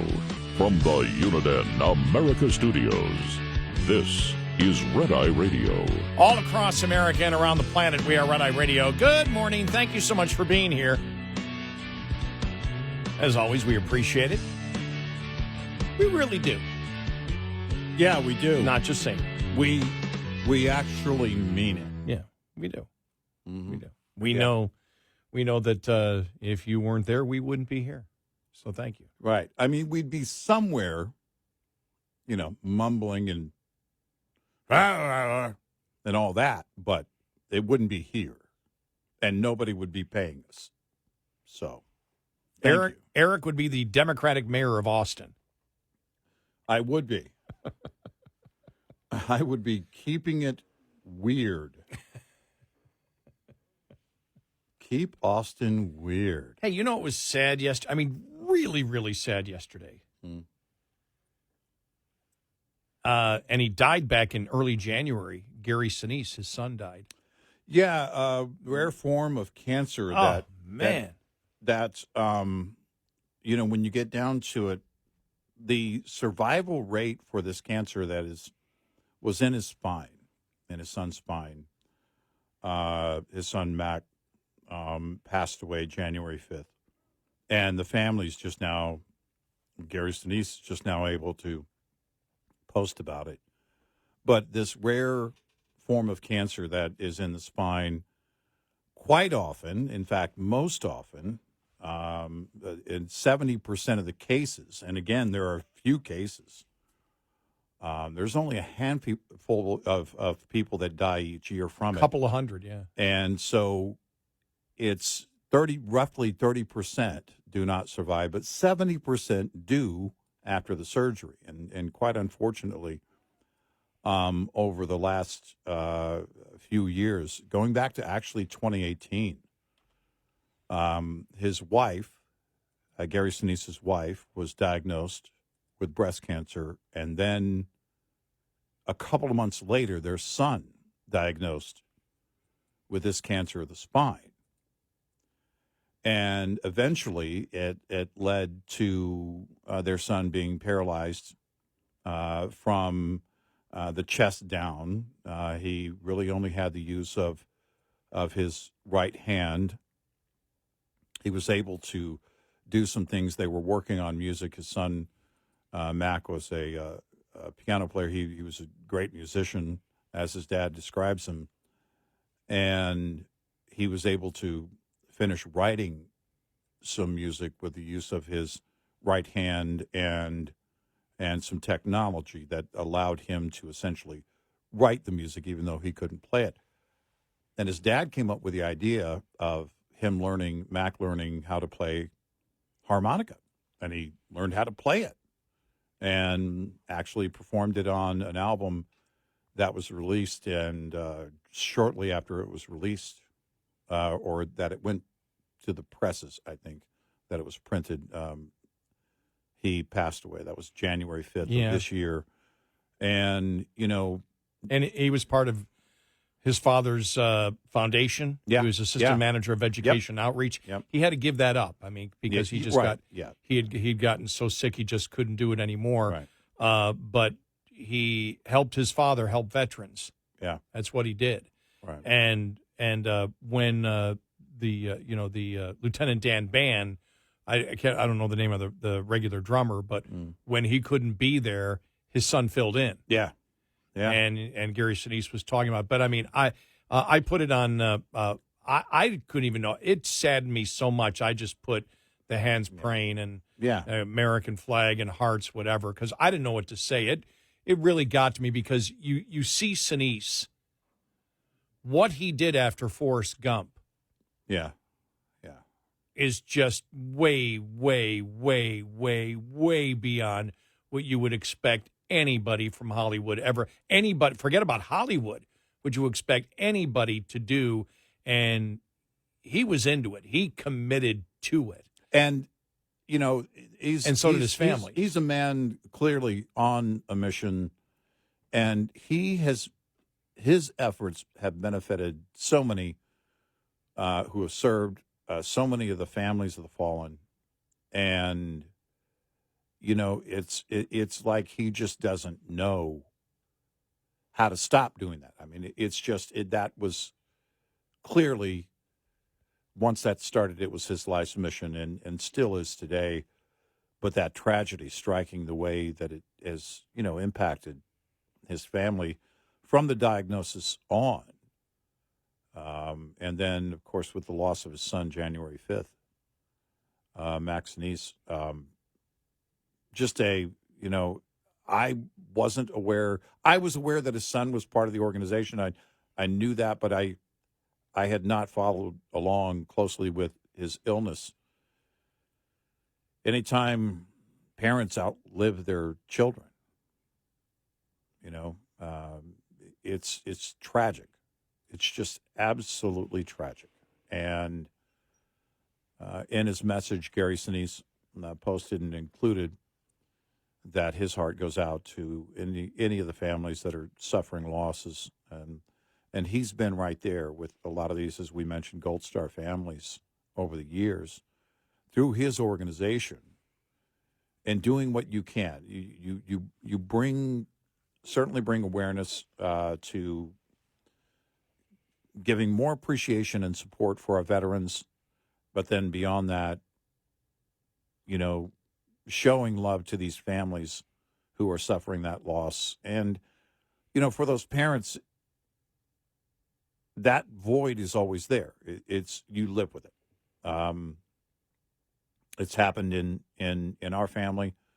My wife's brother passed away years ago, and I know that her mom and her dad, live with that still today, and it's something that as they always say, it shouldn't be the case. It shouldn't be that parents outlive their children, but it often does. Yeah, my parents outlived my older sister, and it was devastating for all of us. But I know for them, it was really, really, really hard. When my cousin died of a massive heart attack at 38, I always called him my twin cousin because we were born just a couple of months apart. We were very close growing up, but at the service,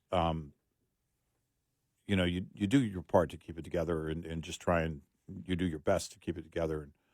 But when I saw his parents walking down, my aunt and uncle walking down the hallway to come in, I mean, it was just, again, that part of it has always just been, for me, especially sad. And as you mentioned with, your family going through that, and someone you see, from the outside, while you may not personally know a Gary Sinese, for those of us who follow his work, not even as an actor, through his foundation, and he's just one of these people that's the beacon. Every time you see him, that effort, which is a great effort to be respected and supported, and also that smile. Sinese has one of those smiles, really great smile, when the band is playing and they're playing for troops and, they're giving it their all, they're having fun, they're doing everything they can to bring that joy.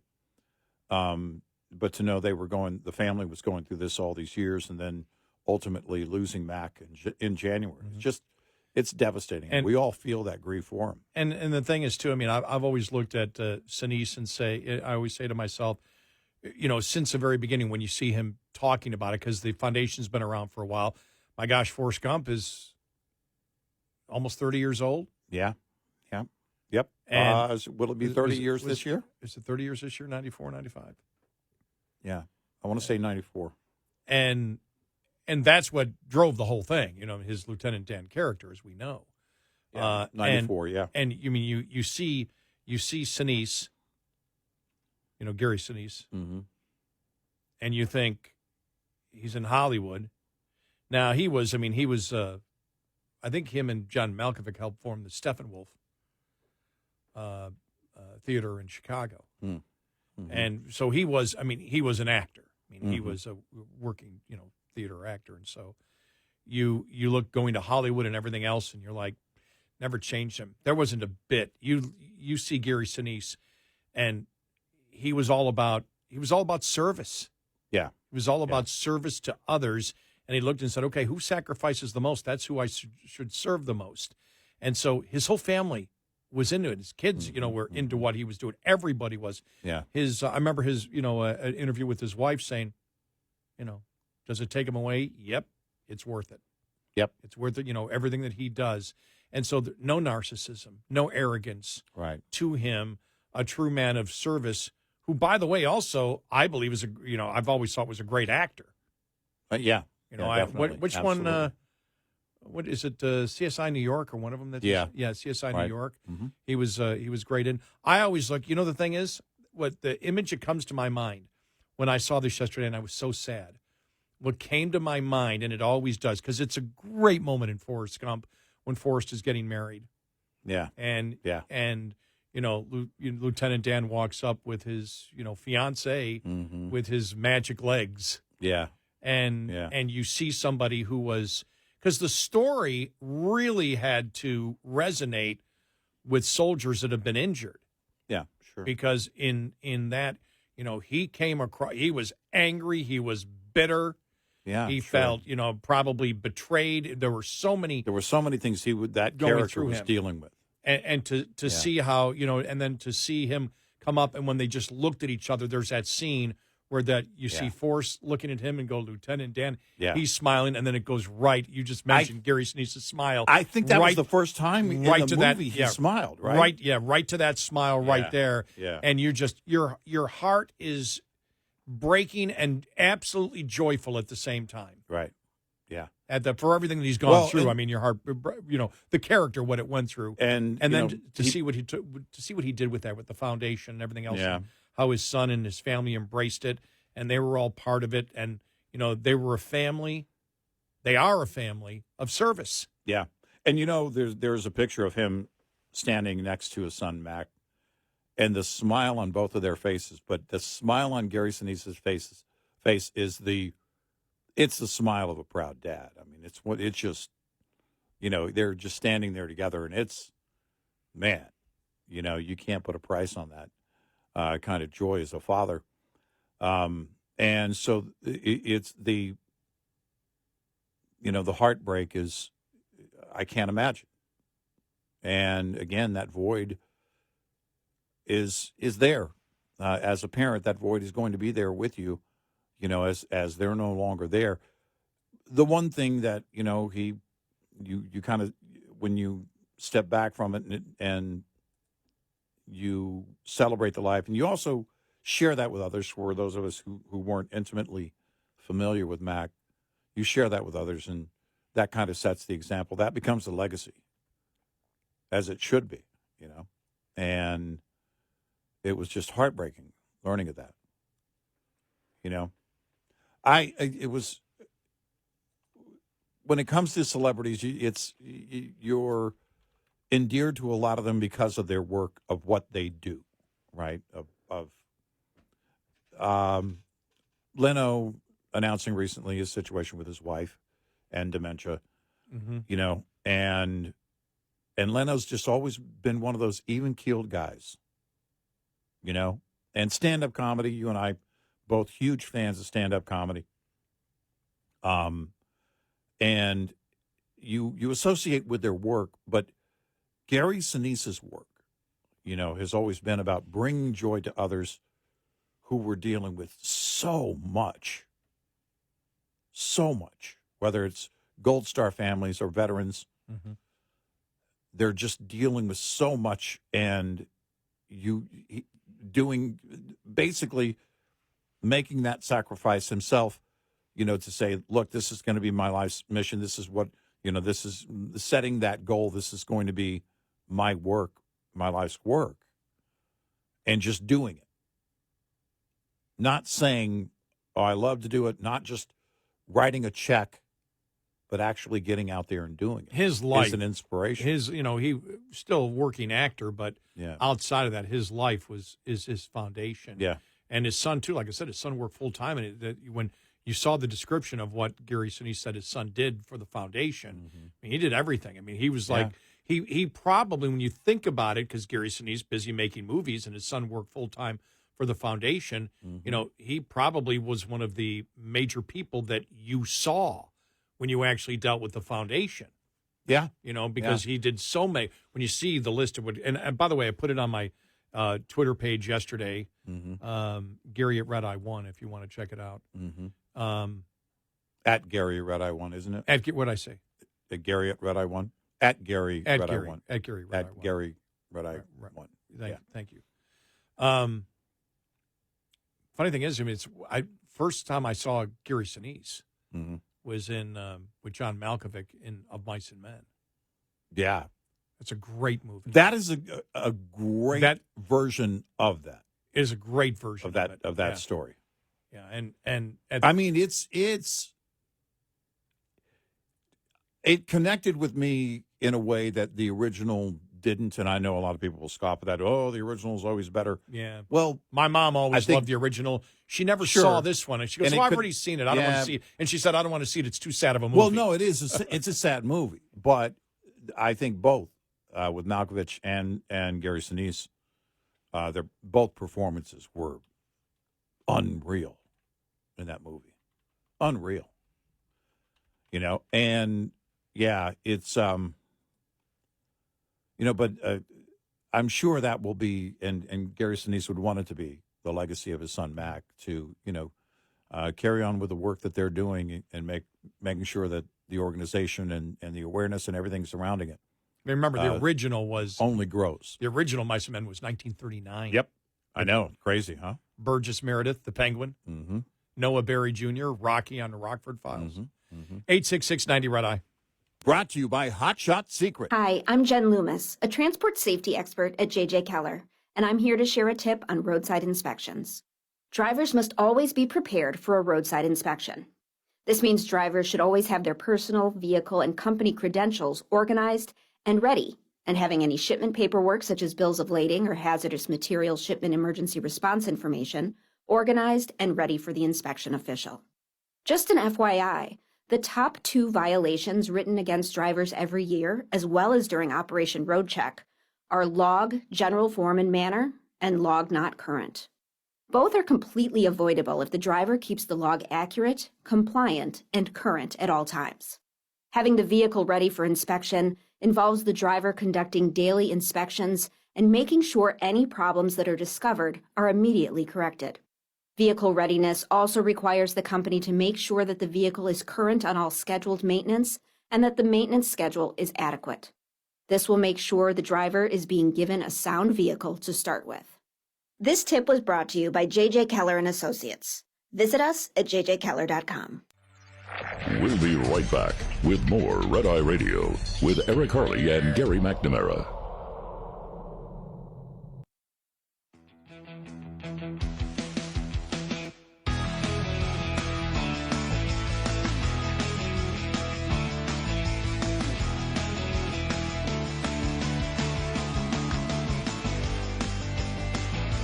It's Red Eye Radio. He is Eric Harley, and I'm Gary McNamara. Coming up following the bottom of the hour, latest on the Fani Willis disqualification hearing. Didn't go good, and probably won't continue to go good from what we have seen so far. Do you remember just, what was it, when Fani Willis, when she testified?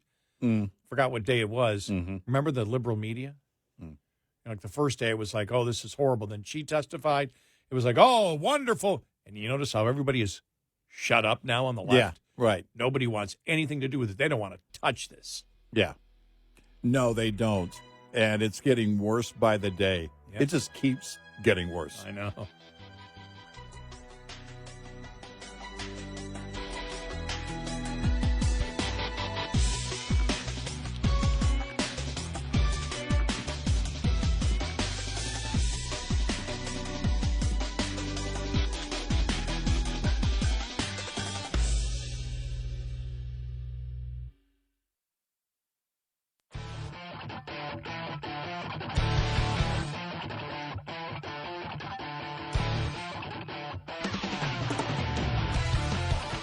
You're listening to Red Eye Radio from the Uniden America Studios. And he is Eric Harley, and I'm Gary McNamara. Welcome and good morning. Thanks for being here. Download our Red Eye Radio app today. Listen when and where you want if you can't listen live overnight.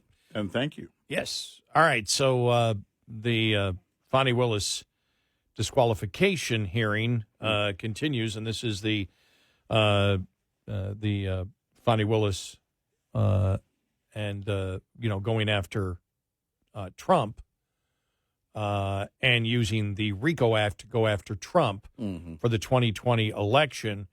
And as we know, she campaigned on doing this, and then hired somebody who really wasn't qualified to prosecute as the head of all of it. And then we found out later on they were boyfriend and girlfriend. And then more text messages came out here in the last few days that shows they said they were only boyfriend and girlfriend after a certain date. Uh-huh. And apparently that's untrue according to text messages that have come out. And so the whole point is they're going after Trump for, wow, I just love this.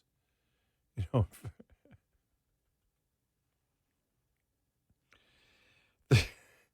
they're going after Trump, and here they may be charged with perjury. Yeah. Yeah. The district attorney might be charged with perjury. And I want to get here, not yet. I just made him. Okay, I got it here. All right. I want to go to part of the testimony yesterday because what happened yesterday was former Nathan Wade, and Nathan Wade was the attorney hired by Fani Willis. He got a divorce, and that's how they first started finding out about all this stuff. Right. In the divorce papers. And this is former Nathan Wade divorce lawyer Terrence Bradley, who testified yesterday, and the claim was, well, he knew that they were dating way before they said they were dating and what they put officially into court records. Right. And here is part of that. Yeah, and I will just say this before we get into it. This was really unique because what you have here is lawyers going after lawyers. Yeah. And so you can hear Terrence Bradley. You can see his mind working. How can I answer this without answering it or without indicting Fani Willis and Nathan Wade? Yeah. How can I answer the question by not answering the question but not commit perjury at the same time? On the stand. Oh, it's a balancing act. You can see his mind work. And the long pauses, that's the one thing. The pauses went on sometimes for a minute. He would just sit there. And because we're playing the audio from it and you're not looking at the video, then in your mind, close your eyes unless you're driving and picture him on a high wire. Yes. Because it sounds like how you would talk while trying to maneuver a high wire. Here's part of this. Now we can't. It was hours long. I think it was like almost two and a half hours that he testified himself. Here we go. Bradley, when you communicated with Miss Merchant, did you tell her any lies about Mr. Wade and Miss Willis's relationship?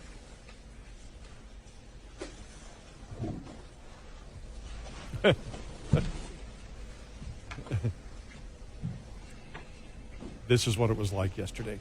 Did I lie to Miss? That's a simple question, Mr. Bradley. You're a lawyer. Did you lie to Miss Merchant when you told her facts about Mr. Wade and Miss Willis's relationship?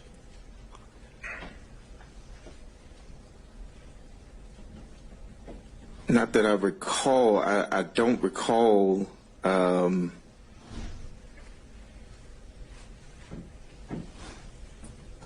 I mentioned earlier that I speculated on some things. I've testified to what I did know, so I can't recall whether or not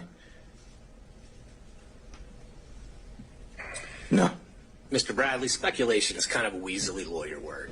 Let's speak truth here. You're under oath. Argumentative at this point, Your Honor. It's not a relevant question. Mr. Bradley. Let's find a question, Mr. Rice.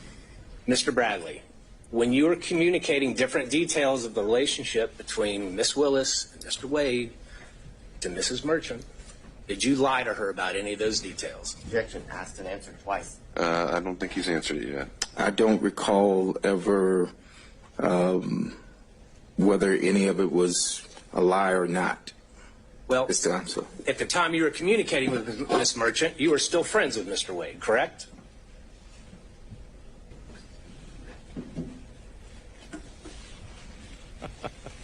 God.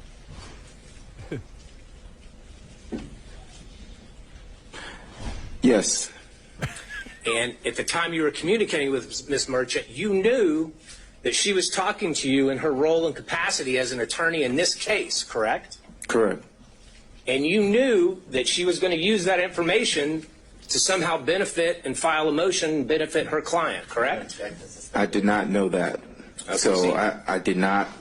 Well, I'm sorry. So as an attorney yourself, you are testifying here under oath that you had no idea what Miss Merchant was going to do with all the details that you were giving her about Wade and Willis's relationship. So at the time, no, I did not. I knew that Miss Merchant was gathering information. That is correct. Okay. And did you lie to her when you told her that the relationship began before 2021? I don't think we need to drill into specifics. He's covered it at a high level. I don't think we're going to get much out of this. Mr. Bradley, isn't it true the only thing that has really changed? Well, you were speaking to Miss Merchant, whether by text or by telephone. You never said to her that I don't remember or that I'm speculating, correct? I don't recall. Well, you've looked through a whole lot of text messages. Do you remember ever seeing any communication from you that said, I don't remember?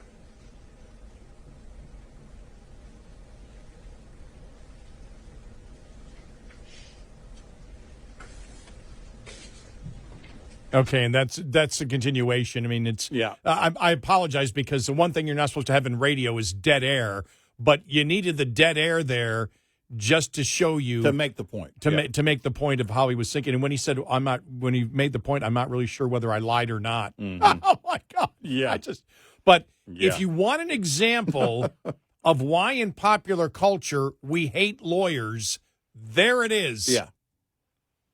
It depends on what the definition of is.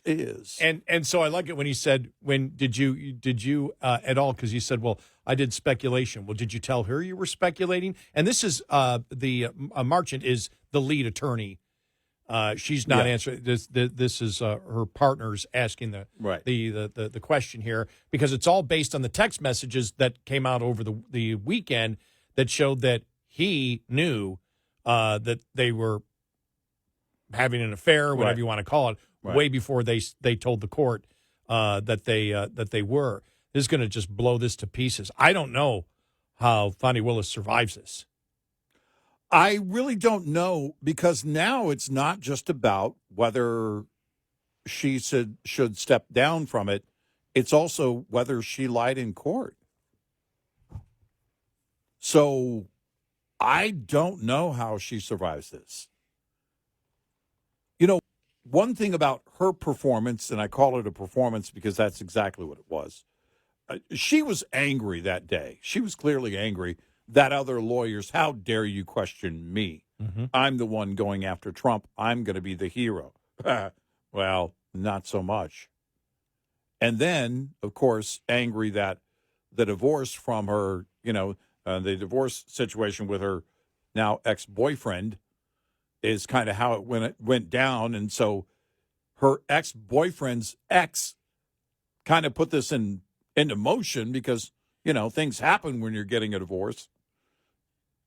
Truth happens often when you're getting a divorce. And she was clearly angry, but I sensed that she was also auditioning for her next job, to be, I don't know, on MSNBC or The View or something. The problem is that when you forget yourself and your arrogance drives you to that point, and you're in the how dare you mode, you forget about the truth. You don't care about the truth, and you don't care about telling the truth inside of a courtroom. And as a lawyer, that's the worst mistake you can make, and you know it. I just thought it was interesting what Marchant's partner was asking Terrence Bradley when he said, well, I was speculating. Mm-hmm. Well, did you put in the text messages that you were speculating? Well, did you write it down in the text? Because the whole point here, I think what they're trying to do is they're trying to get the text messages admitted as evidence here. Yeah, and Terrence Bradley isn't helping Fani Willis's case at all. No. And so when he's playing stupid that he had no idea why Marchant was, communicating with him, he knew. That's a lie. Oh, yeah. Yeah. Well, I can't recall, which isn't exactly a no. It's not a yes or a no. It's I can't recall. But when she asked him, can you find anywhere in the text messages where you told her you were speculating? Because you're saying it now, but if you didn't say it then, yeah, you're a lawyer, and I like how many times they said, you're a lawyer, you know how this works. Mm-hmm. Yeah. But it's the weaseling out, even when one lawyer caught him on the speculation. Well, speculating, that's a weaselly lawyer term. And a lawyer saying I love that. That was great. I love that. And, it's clear. Look, there is right now, this whole thing could implode. And if you think about that, and also the state of New York's case against Trump, if both of those, because if Trump's, and we know that he's filed the appeal, I still haven't heard anything on any kind of emergency relief, from his lawyers asking the appellate court for emergency relief on the fine thing. Maybe that's something that is going to happen. I don't know. Well, if you get a stay on it, you get a stay on everything. So I guess you ask for this. Well, that's it. Right. If that happens before the fine has to be kicked in, well, maybe you don't. I may be wrong on that. You're talking about New York. I don't know. You may have the appellate court look at this and go, no, that's look, you can't do this. That if you make the case, as they do, these defense lawyers, that we believe that we can win this case on appeal because of this, and this, and because there were no damages at all. Yeah. There was no injured party. Right. There was nobody bringing this. There was nobody who we claim are victims that themselves said were victims, that this judgment amount is just ridiculous, and they're trying to keep him from having his civil rights here where he can't appeal by doing this. You may find a sympathetic judge. And look, they're going up the chain. Yeah. They're going up right, they're right. going up the chain because eventually that'll go to the Supreme Court. Right. But the other one is Jack Smith coming out yesterday, and it's said before, it's the fact that he made the case about Trump and the classified documents, where he said, well, Trump committed obstruction of justice. Yeah. He tried, and as Andrew McCarthy said, well, then charge him with obstruction of justice only. But you're charging him with espionage, on the Espionage Act, and you're not charging Biden. And as he writes here, in many ways, Biden's offense was more extensive than Trump's. As president, Trump was undeniably authorized to keep classified intelligence in his possession, at least until he left office. His offense was moving highly classified documents to Mar-a-Lago, which was not an authorized location once he left office, and retaining them there. This was limited in duration. Biden, on the contrary, was not authorized to ever possess national defense information outside a secure Capitol Hill location while he was in the Senate. Yet he took documents from their secure storage and kept them at various private locations going back decades. He was well aware that he was in possession of classified information for decades in unauthorized places, but he maintained it there so he could easily refer to it. And that's why Her concluded that his offense was willful. 866-90 Red Eye. Coming up, more with Gary McNamara and Eric Harley. It's Red Eye Radio.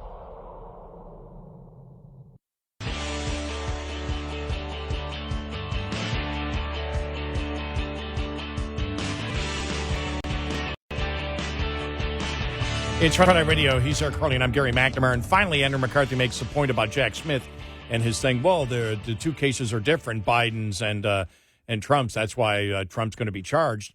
And one of the points he made was, well, when he was caught, he cooperated, Biden. Well, number one, they didn't cooperate at first. No, they didn't. As you remember. Right. But as Andrew McCarthy says, that doesn't mean anything. You don't drop charges because when somebody is caught doing something, right, they finally admit that they did it. Right. You don't sit there and go, okay, we dropped the charges because you cooperated once we caught you. Exactly.